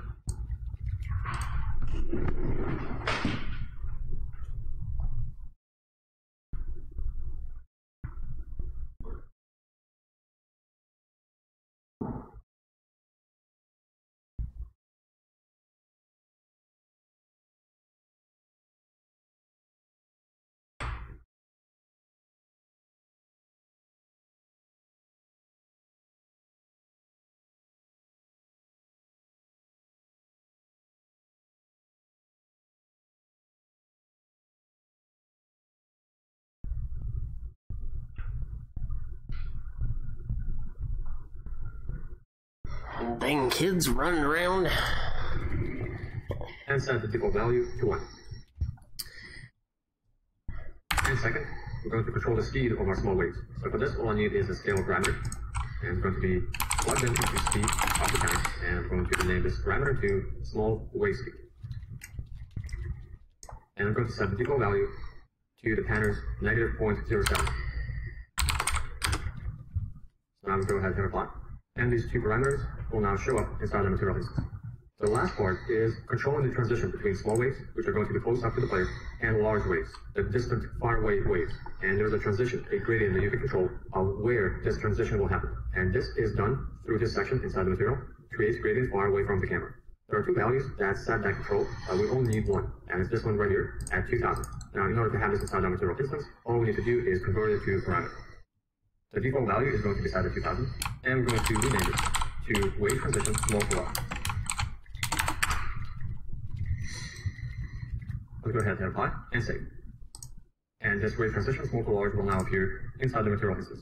There are a few additional parameters that you could add, but when I tested this, it didn't add any significant changes to the material. So I did not add them. You can go ahead and test to see if you get any changes, but I ran the tests and I chose to leave them out. These are large scale tiling, modular pixel depth with noise, and there's a panel here inside the sign control pan and normal texture. There's this one right here for control of speed. And these 3, again, they don't add any significant changes to the water material, so I left them out. And everything we need, we've already added, and these 8 parameters is what's going to control our water material and will make it tile across any large surface static mesh. So now we are done with adding parameters into the material. So we can go ahead and close this. And we're now ready to begin enabling and controlling how this water material will tile across our water plane. Let's go ahead and pull this off so we can begin changing our values and see the water. So I'm going to move this off to the side, expand this down, and make sure you enable real time so you can see the water movement as you change and update your material instance values. So the first property we're going to focus on are large waves, which are going to be far away from the player. So you want to get nice and high so you can see the distant horizon and the further away large waves. And the values that you're going to be using will depend on how large your water plane is. So if you remember, we scaled our plane 1,000 times. So these values may not exactly match your plane unless you're following this tutorial exactly. Also, I ran and did the tests, so I know ahead of time which values I'm going to be using. You'll have to kind of play around with your water plane and see what looks good. So the first three values I'm going to control are large wave tiling, large wave speed, and large wave noise speed.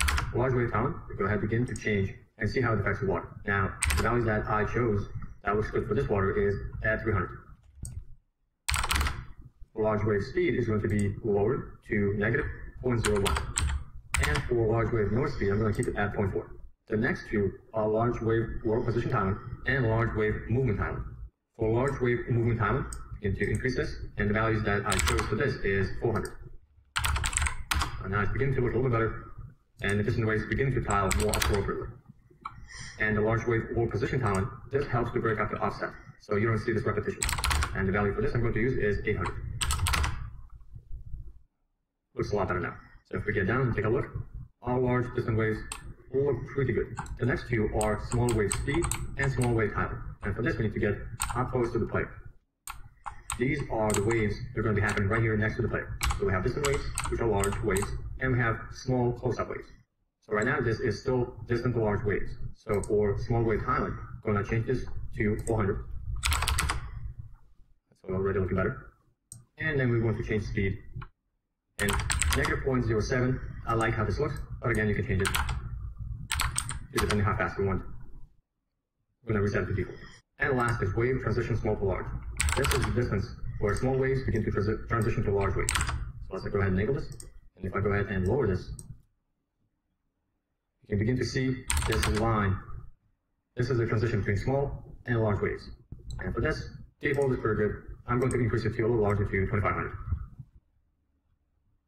Now, it might be very difficult to see right now, and you get this weird gradient on each side of the screen, and you don't get a full sense of how this water looks. Something's off. So this is due to the default skylight, which is right now, let me move this off, is set to static. So you want to have a skylight in the scene, but you want to make sure that it's set to stationary. And this will fix the dark gradient artifacts. So now we can go ahead and kind of fly up, and we have much better looking water in distance for large waves, and close up small waves. And again, you want to play around with these values in the material instance and get them to look exactly how you want your water to look based on water plane scale that you have. Make sure you save your material instance. And for the last part is you want to blend the water plane to the sky a lot better. And for this, we're going to use exponential high fog. We have atmospheric fog ready in the scene that comes with the default template, but it doesn't use fog as best as exponential high fog. So we're going to leave this in because it does define and work with our sky sphere. But we want to go ahead and insert exponential high fog. So go to Visual Effects and drag exponential high fog into the scene.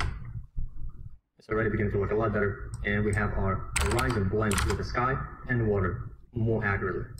So I'm going to select exponential high fog and drag this up, and I want to define a few properties. I want to change fog density to 0.05, set fog height falloff to 0.4, and start distance to 500. And again, you want to change these values based on your scene. So this is what I thought would good for this scene, but these will vary. So play around with these values. So now we have our water material instance from starter content, and we have the ability to make a tile across any static mesh water plane surface, no matter how large or how small we make it.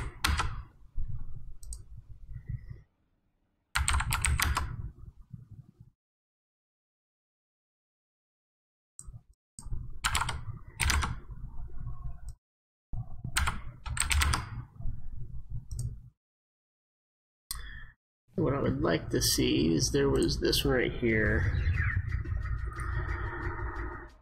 Now we're going to talk about the water plane example project that I put together. I wanted to have a few different types of water that people could use for their own projects. The first one that I made was ocean water, and I wanted ocean water to have a few properties. One was that it could have very large force waves, and when they peak, I wanted to have a nice sea foam that would blend in when the water peaks, as you can see here. I also wanted to be able to define the size, so that if you have a large ocean scene, or if you want to build a very customized scene with this type of waveform, you can do that very easily. Now, any type of water surface is going to be made up of a couple of different things. The first is going to be the mesh. So the first thing I did was create a simple plane mesh that is fairly tessellated, so that when you apply the material that does all of the waves, it would have a number of vertices to work with. I think that's what I'm missing right there. Of course, you also need a material. So for the ocean, I created a ocean water material, and this has a couple of different things inside of it. The first is that I'm projecting all of my textures in world space. That means that wherever it is in your environment, it will always look like the water is a consistent surface. So even if you have two waters butting up to each other, they'll seamlessly transition into one another. I also wanted to have a few different shapes of waves being blended together. So each of these blocks that look something like this is getting the wave, or the world position of the pixel, setting up some scale values, and then ultimately going into this motion function within the material that combines all of the textures together in a somewhat chaotic pattern. I'll preview that, and you should be able to see what this looks like. So this is the largest waves being blended together, and they're all moving in slightly different directions. I do that a couple of times because I wanted to have blends between all of these different wave types so that you don't see tiling as easily. I also have the ocean water color and a second color, which is the Fresnel color. And that Fresnel color is what's giving us the subtle lighter blues that are blended in with the deeper water. And here, that's being blended together. If we look at that directly, you'll see I get a fall off where, in this case, the lighter blue is pointing directly at the camera, and the darker blues are on the outside, where the surface tends to fall off. There's a switch which blends in the seafoam. If you want, you can choose not to have the seafoam. Given that this is a larger ocean scene, I wanted to have that turned on. And the seafoam is done essentially by looking at how high the highest points on these waves are, and then working out the results of that to create a mask. So here we have the same kind of four-way blend of the foam being blended together. And then it goes and gets modulated with this mask value. So the lightest parts of this mask are where the foam is actually going to show up on my final surface. That then gets blended in with the final color values and begins to show up on the surface in the world. There's a couple of other things.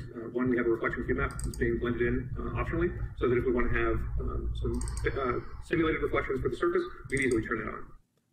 Now, all of these material properties are exposed inside of the instance value, which is the object you see here. This is the material instance itself before it's been applied to the scene. And a lot of the parameters I was just talking about are exposed here. So I can choose to turn off the seafoam. It will recompile the shader. And then in my scene, I'm no longer getting seafoam because the surface you're seeing here is created from that material instance. So turn that back on so we have our foam back, and we instantly see that change. So going back to here, I can do quite a few things such as change the color, change values for how my ocean water is going to look. Of course, I can do that in real time. Over here, go back to my darker blue, my ocean water back. But I wanted to make this very easy for the end user to place in the scene. So I created a blueprint, and the blueprint for this starts off with just the simple water plane with the material applied. And then inside of my construction script, I take that water plane and create a dynamic material to apply to it so that I can make these changes in real time. I then also define the scale of the water plane in the world so that I can have it fill any size area that I care for. And then going back up, I'm also defining all these parameters and setting them. And this means that in my final blueprint, I have access to all of these when I place it in the scene, so I can make changes to it dynamically. Now, all of the behavior you see here is done in the construction script. There's nothing in the event graph. There's no real-time behavior for this water. But when I click on it, I now have my water selected, and I can change these scaling values and get a very different amount of water in both size and scale. In this case, what I'm doing is changing the actual projected scale of the water. So it's not changing the extent of the water. You can still see the water is constrained within this little simple lagoon that I built. But if I change my water scale in the X and Y planes, you can see I get a much larger surface of water because this water scale X and Y is defining the actual physical extent of the water. And then I can increase my displacement and get very, very strong or very weak amounts of seafoam. and wave peaks and everything else. The tessellation factor affects how much the water is tessellated based on the camera distance. A higher tessellation factor will keep the majority of the water surface tessellated more often. A lower one, and it will only tessellate when it's very, very close to the camera. I also included some values for adjusting the amount of normal contribution. Right now, if I bring down the amplification of the large normals, you'll see, while I still am getting the geometric waves, they're not showing up as much in the visual aspect of the ocean water. But if I increase this again, I start to see more of the wave shape affecting the reflection of the scene and the colors. And then these small normals are the somewhat chaotic subwaves or wavelets that are being blended in with the entire wave shader to control how much breakup there is so that it's not just the larger wave shapes moving around. I also created several other types of waveform, or of water shapes. So here we have more of a lake water. The waves are much smaller. There's no displacement being done. So we have a much more still surface. The wave speed controls the actual frequency of the ripples. So if you don't want them to ripple very quickly, you can turn that down. And then the biggest difference, other than the displacement, is that we have still areas on this water. The water surface is done in a very similar manner. We have a material called lake water, and this material does the same world projection, but it does not include things like the displacement, the sea foam, and some of the other secondary effects that were applied within the ocean water. Here, however, our variation is where we are able to bring in stillness. So the greater the variation amount, the fewer large ripples that will be visible on the water. And this simulates areas of different depth that you'll commonly see on smaller bodies of water, things like lakes. Similar to the ocean water, we have the ability to pick different colors. So if I wanted to have a very different looking scene, I can do that very easily by changing the sliders and coming up with a very different, realistic or non, at my discretion, appearance for my water. And just like the water, the ocean water, I can control the physical extent of the water as well as the scaling of the material properties on the surface of the water. So the final water example that I built is a translucent water. To create good reflections on the surface, we're using a cube map that allows me to make easy changes to how the surface is going to render.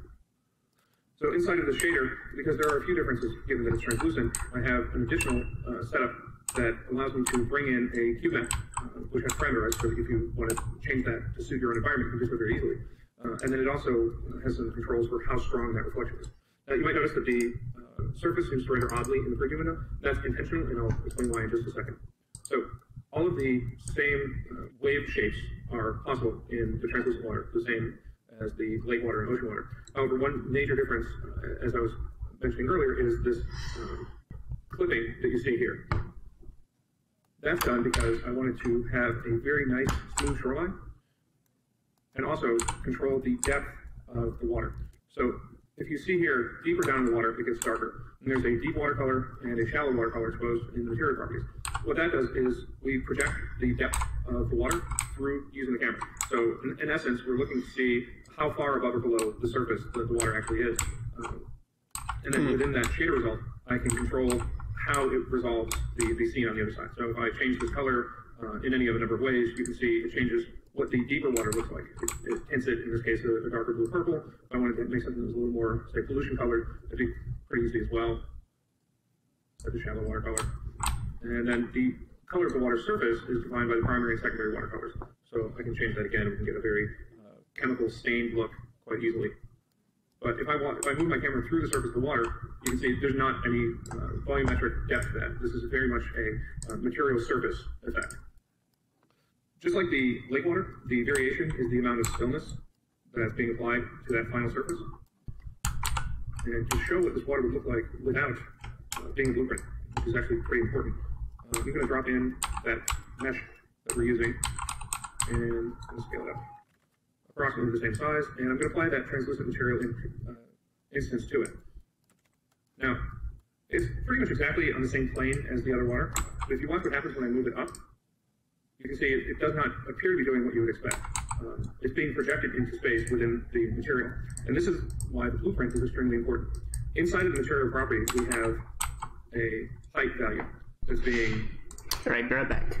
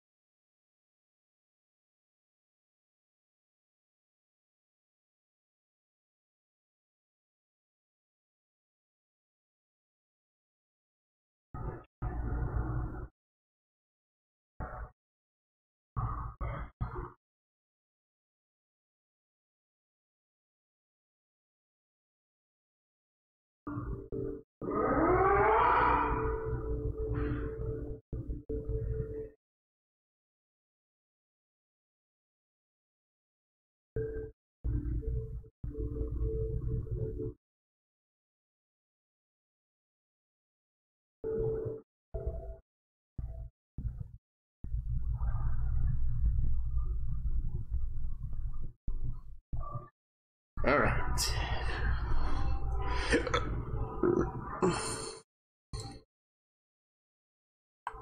So I gotta figure out is how to make a nice clean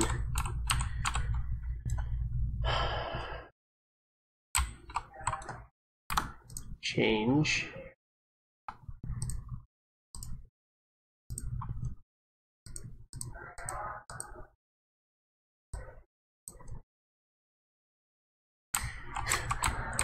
I didn't think I moved it that much, but okay.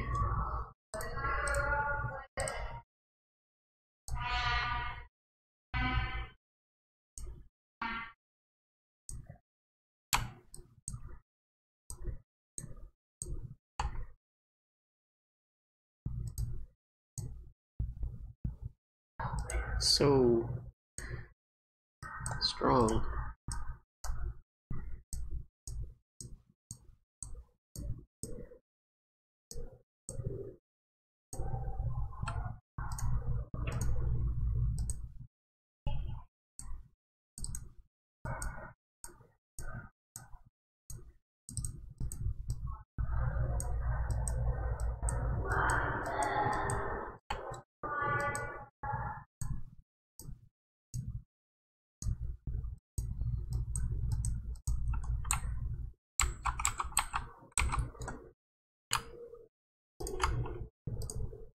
Whoa.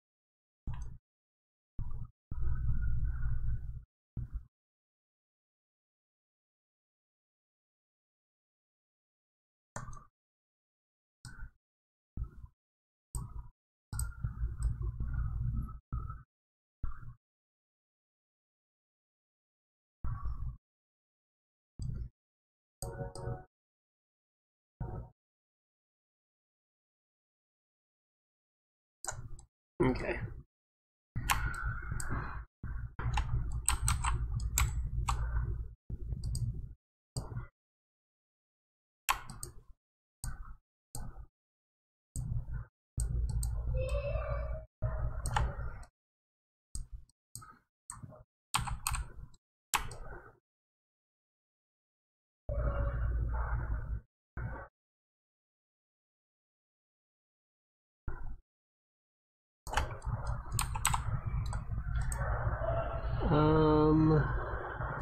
Okay.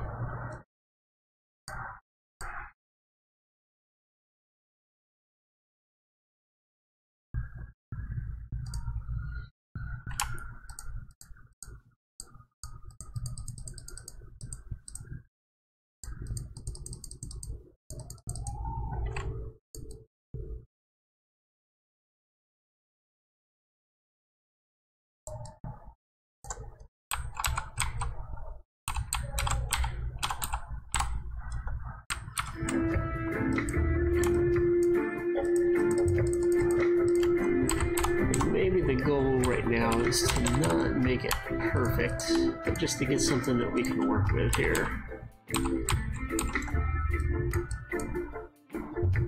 We can do just a little bit bigger than that. And then maybe we smooth it off a little bit.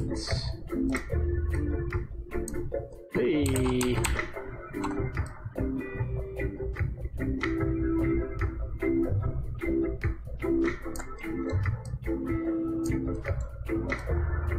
that actually helps the coastline quite a bit.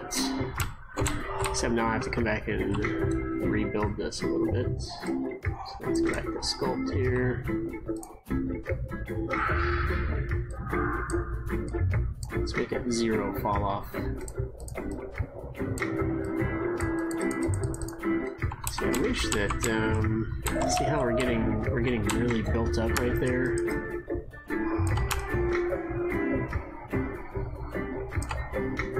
I think that's what I want. Smooth, linear, spherical, just the tip.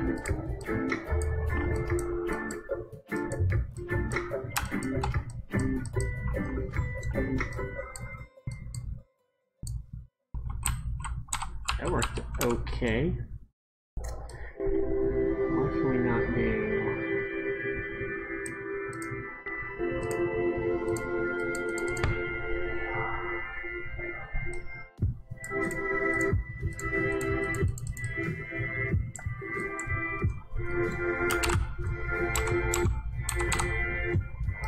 I'm eyeing another tutorial over here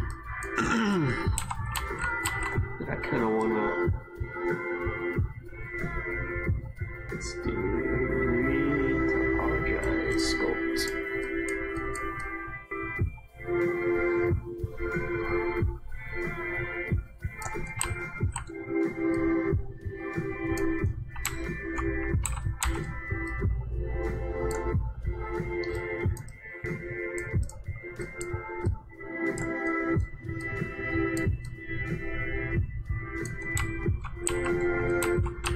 This is frustrating. So, like, I wish I could. How do I don't know.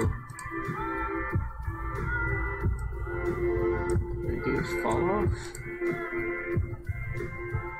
Sculpt.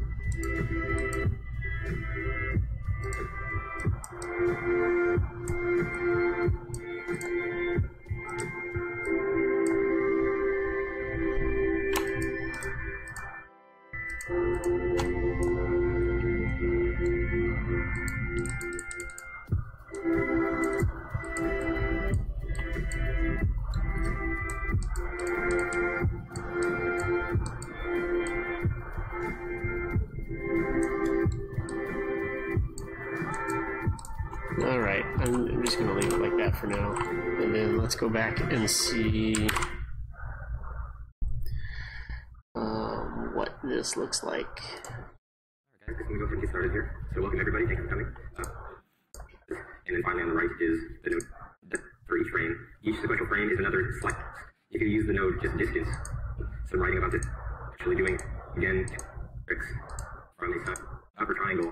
So you have some input to say, okay, take maybe this vector, this coordinate, and write it down, but you never, well, I guess like Jerry Kessendorf, who if we were lucky enough to have him visit us last, that was nice. Like a wavelength, we can start to have no more gaps in our photons. And the reason why you need so many, and why we don't have a pre-integrated optic solution in light mask, is because of that crazy amount of oversampling that is required, particularly in the regions of defocus, which would be the dark spots between the bright lines. But because this, so going back to gather methods, let's check my slide. You can be a lot more flexible, and you can do things like rendering again caustic to a specific mesh, which means you're not just bound to doing a tiling texture anymore. This initially, I'm going to slow this down considerably here to show this, because with this level of undersampling, it goes by pretty quick. But you know, this approach doesn't really scale because the more photons you add, also we can trick it to see what people can come up with. Right, so that's not what I thought it was. Even though it is a really cool water video, where when I hit simulate, you go ahead and see that thing go down one thing at a time. And I can, again, it's not as fun to tweak this one because you actually will have to tweak some parameters. But, you know, for example, I can say only 5 full sample res. What does that look like? Oh, I've created that same recognizable corn row artifact. So I'm just going to jump into a more interesting example where this is basically a mixture of the different techniques. Give me 1 second. I forgot that rendering the other map that uses the same render target. So we're actually looking at that previous caustic pattern on this mesh. But I can actually go down to render a mesh. And I'm using the same tricks, kind of the combination of everything in the talk up to this point, where unwrapping the UV layout of the mesh, and then performing the same sort of hit mask type mask to find that source photon. And the same optimization of splitting up the grid works here as well. And so this is showing in action the compositing of the WD frames.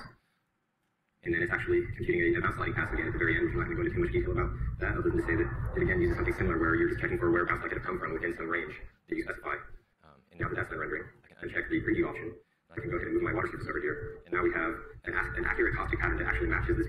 pool.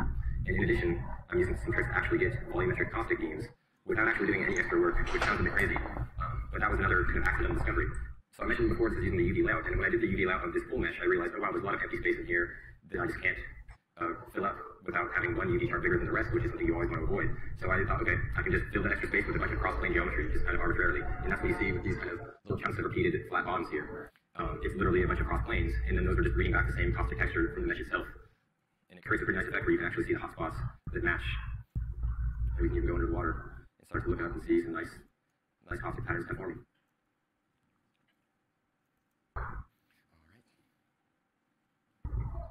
So going back over to our PowerPoint real quick. So what are we talking about? Most a value that has been bilinear filtered, so it's actually already kind of taking into. All right.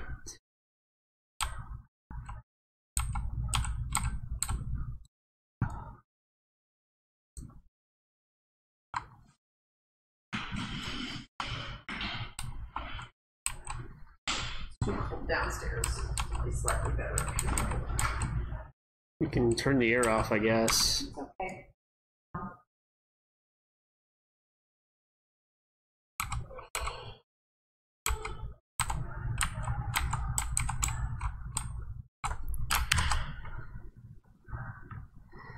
We're ready to begin painting. To begin painting our terrain, we'll go over to the paint controls. You'll find all the same basic settings here as under the sculpt controls. We have our landscape editor tools. So we have under the tool here, we have paint, smooth, flatten, and noise. We have circle, brush type, as well as alpha pattern and component. And then of course we have our fall off settings here. Then we have tool strength, brush size, brush fall off, all the same basic stuff. I'm going to use the regular paint tool, but I'm going to go with an alpha brush. And you can use virtually any alpha here to do your painting. So as you can see, I have this alpha of some plant materials here, and it's projecting that alpha onto the surface. We've got a teapot and some other stuff in there. So if I go ahead and select the gravel paint layer here, I can start to paint with that using that alpha. Likewise, I can choose another layer. So let's go with rock, and we'll start to paint. And we got to give it a second to compile the new shaders. Now that that's done, we can start painting with the rock texture as well. You can see as I'm painting my materials on the terrain here, we're getting a really nice effect. Thanks to Andrew Hurley's landscape material, we've got blended normals between the different layers. We've got masking so that when we paint them on, it creates this really nice kind of blended, almost a whole new material, a whole new texture effect. I can also hold shift here and unpaint surfaces. At this point, we don't have any trees or foliage or boulders or anything like that that will add interest to our terrain and generate shadows when we bake light maps. We will, of course, be getting to those things in future chapters, but otherwise, the process at this point is just to continue painting them on, adding the materials to your terrain, and adjusting the terrain itself by using the sculpting tools. The incredibly artist-friendly tools in Unreal Studio for creating and editing terrain allow us to get something believable into our scene in short order, and the sculpting tools allow for enough control to produce very high-quality environments. Next up, we'll look at the foliage tool, which will allow us to add grass to our terrain.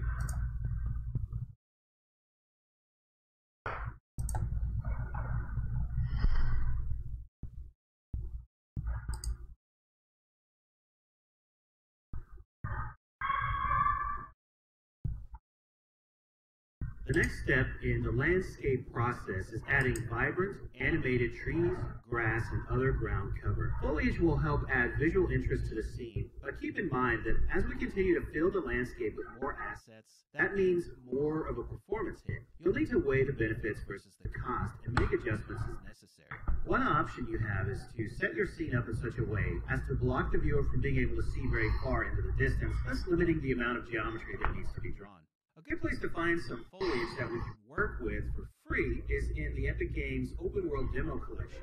In the launcher, click on Learn, and then scroll down until you find it, Open World Demo Collection. As you can see from this screenshot, we've got a lot of great materials and foliage, so we'll go ahead and click to download. Just bear in mind, this is a pretty large download. It's going to take some time to complete. And we'll choose Add to Project. And of course, we'll select our Epic Exteriors project and choose Add to Project. We can see this is about 6 gigabytes, so obviously it's going to take some time, and we'll come back when it's finished. Epic's kite, or open world demo content, which we just downloaded, is all captured from reality using photogrammetry. And this is going to give us incredibly realistic foliage and ground cover. But you can certainly make use of your own content imported from 3ds Max or whatever tool you're using, or even use something like SpeedTree. What you guys have for dinner? Unreal Studio offers a few different ways to add foliage using simple single asset drag and drop placement, just like you would drag and drop any leftover architecture into the scene. To painting foliage onto the landscape, and even a fully featured procedural foliage. Why not? We won't be covering the procedural system, as it could be a course of its own, but we will look at the foliage painting tool, as well as using the landscape materials themselves to determine where foliage should exist.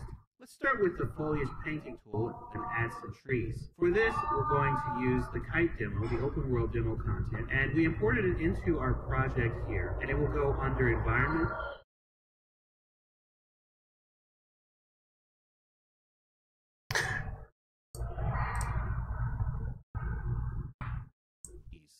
And we've got several trees to choose from. We're going to use a few of them. We'll start out with Hill Tree 02 here. Now, the first thing to do, of course, is to just drag it into the scene and have a look at it. I've already done that ahead of time, so the project's already fully loaded up for me, fully incorporated. But when you first do this, when you first drag this tree into the scene, it's going to have a pretty long load time as it brings all the content in. So don't panic, just be patient. It will load up eventually. Of course, this demonstrates basic drag and drop of the content into the scene. And we can see here that this is a pretty high quality tree. Got some nice materials with the bark and the leaves. Very high quality, all done with photogrammetry. Now this is all well and good if you want to do manual placement in certain spots with that little artistic touch and that flair of putting things exactly where you want them. But if we want to get done really fast and get a lot of this content into the scene quickly, we'll use the foliage painting tool. You're going to find this under the modes panel and just click on foliage or press Shift F4. The first thing we need to do is add our foliage. And as we can see, we can drag and drop foliage right into that. So I'm going to grab Hill Tree 02 and just drop it in right there.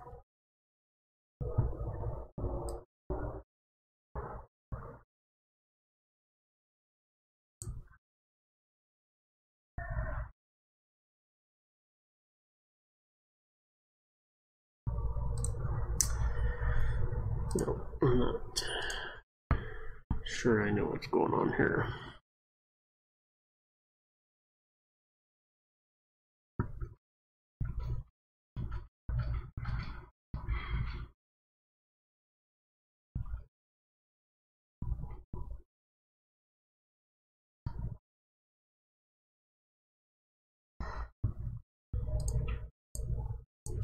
Now this is all well and good if you want to do manual placement in certain spots with that little artistic touch and that flair of putting things exactly where you want them. But if we want to get done really fast and get a lot of this content into the scene quickly, we'll use the foliage painting tool. You're going to find this under the modes panel and just click on foliage or press Shift F4. The first thing we need to do is add our foliage. And as we can see, we can drag and drop foliage right into that. So I'm going to grab Hill Tree 02 and just drop it in right there. Let's go ahead and add some more foliage. With our trees added, we could even add some other options here like rocks. Okay, I think we've got enough variety here. We've got 2 different rocks and 2 different trees we can use. Let's make sure we add our boulders and rocks to our foliage tool by dragging and dropping. We'll go back up to our other rock, the river rock, drag it in, and now we're ready to begin painting. Let's start out with our Hill Tree 2 here, the first tree we added. Let's get a better view of the scene. Now, if I just start painting with the default settings here, you can see it's incredibly dense, so way too dense for what we want. We'll just undo that stroke.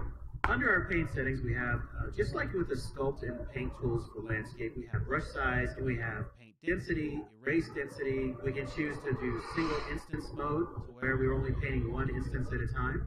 And we have filters as to where we should be able to paint. So we can paint on the landscape, but we can also paint on static meshes. So if I click right here, we can see that it's painting directly on the parking lot. In fact, let's go ahead and go to single instance mode and just click right here in the middle of the grass to place a tree. Let's go back into the ability to paint the entire landscape, and let's tweak some of the density here. So I'm going to bring my paint density down to 0.1 and bring the brush size up to, say, 1024. And we'll go ahead and start to paint some trees in. Still incredibly dense.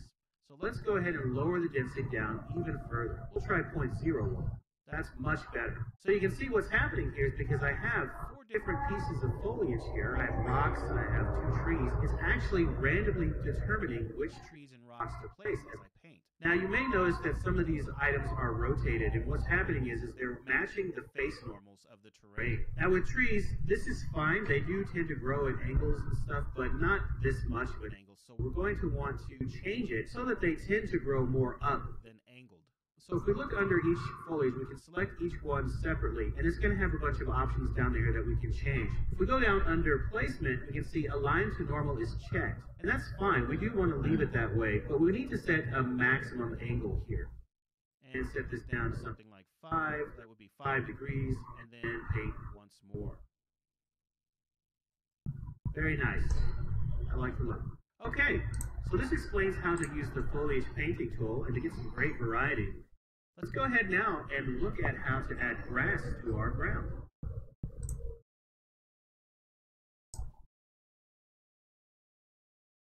We can certainly use the same foliage painting technique to paint our grass all over the landscape here, but I'm going to use a different technique that actually uses the material layers themselves to determine where the foliage exists.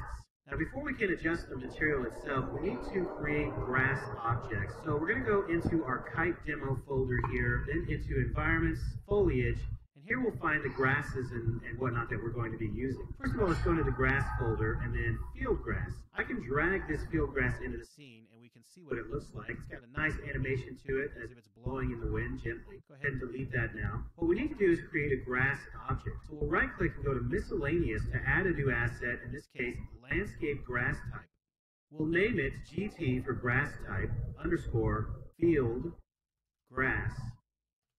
Okay, and then let's open it up by double clicking. And what we want to do here is we've got an array for our grass types. So we can have multiple grass types here. I'm just going to use the one for the time being, and then we'll open up the element.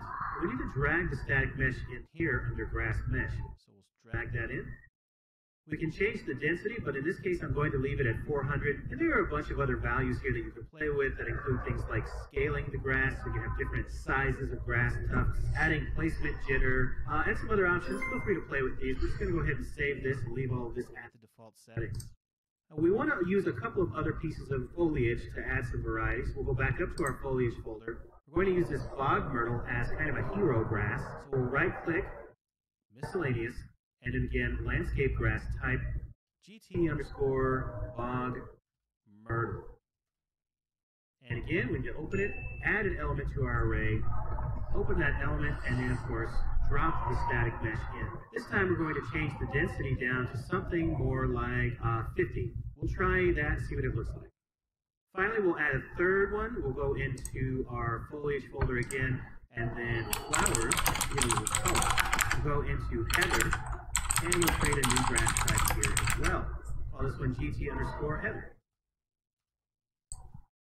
Once again, we need to drag the heather into a new element, and there we go. And we'll change the density on this one to something like 100. Again, we'll play with these density values. We can keep adjusting them until we get the look we're going for. Now we need to set up our material to make use of these grass types. So we'll go back to our content folder, our materials folder, and open up our landscape material. And here we'll just find a nice blank spot, and we're going to add just a couple of nodes here. It's actually quite simple. We'll do a right click and look for landscape. And the first node we need is called landscape grass output. This is the output that's going to determine which grass types get used per layer. So in the details panel here, we only have one element so far, so we'll go ahead and click the plus sign to add two more. The first element is already labeled grass, and that's just fine, and we need to choose our grass type from the drop down here. Here's our field grass that we created. We'll go ahead and select that. Then we'll open up the second element, or element 1, and we're going to call this one hero grass. And then we'll select from the drop down our bog myrtle. Next, on element number 2, we'll choose to call this one flower, and from the drop down we'll choose heather. Next up, we need to choose a landscape sample. So this is going to grab the names of the landscape layers that we want to type into our grass output. So we'll right click, type landscape, and then what we want is landscape layer sample. Okay, and we have that selected under details. We'll call this name here for our parameter grass. And that corresponds to the layer names. We go up here to our layer names. We've got grass, gravel, stone, rock, and moss. So we'll pipe in the grass to our grass input here. And we could certainly use the same layer for all three of our different grasses, but I'm going to use different layers for each. And this way I can paint onto the landscape exactly where I want the grass to grow. So we'll just copy and paste this a couple of times. And we'll call this second one based on the layer. We're going to call this one moss. We'll pipe this into our hero grass. And then here, we'll go ahead and call this one rock. Actually, let's make this one gravel. And then we'll pipe that into our flower. Now, these are just examples. You may want to use different layers here for the different ones. And you could certainly, as I said, pipe in the same layer into multiple outputs here. So we'll just leave it this way for now, and we'll see what we get. Of course, once you've saved, it's going to have to compile the shaders. Just give it some time. When it's finished, you'll be able to see the grass on the landscape. All right, so we've got some nice grass on our landscape here. This is the field grass. Looks beautiful, nicely animated in the wind. Now, if we want to add some of the other flowers and weeds into this scene, we'll need to select a different layer. So we'll start with the gravel material, which is tied to the heather, and just start painting. And there we go. Looks great. Now, if we want to add our hero grass in, we'll select moss and paint with that. Perfect. Okay, so that is going to do it for this chapter of the class. I think you can see just how quick and easy it is to add some very beautiful, vibrant foliage to your scene. And this will allow you to easily populate the landscape around your architecture to really kind of tie it into the world. As you can see, of course, all of these grasses, all this foliage that we've imported from the Open World Kit already has built-in wind animation applied to it. It looks fantastic. I'm going to show you a similar technique to add wind to your custom imported grass assets up next.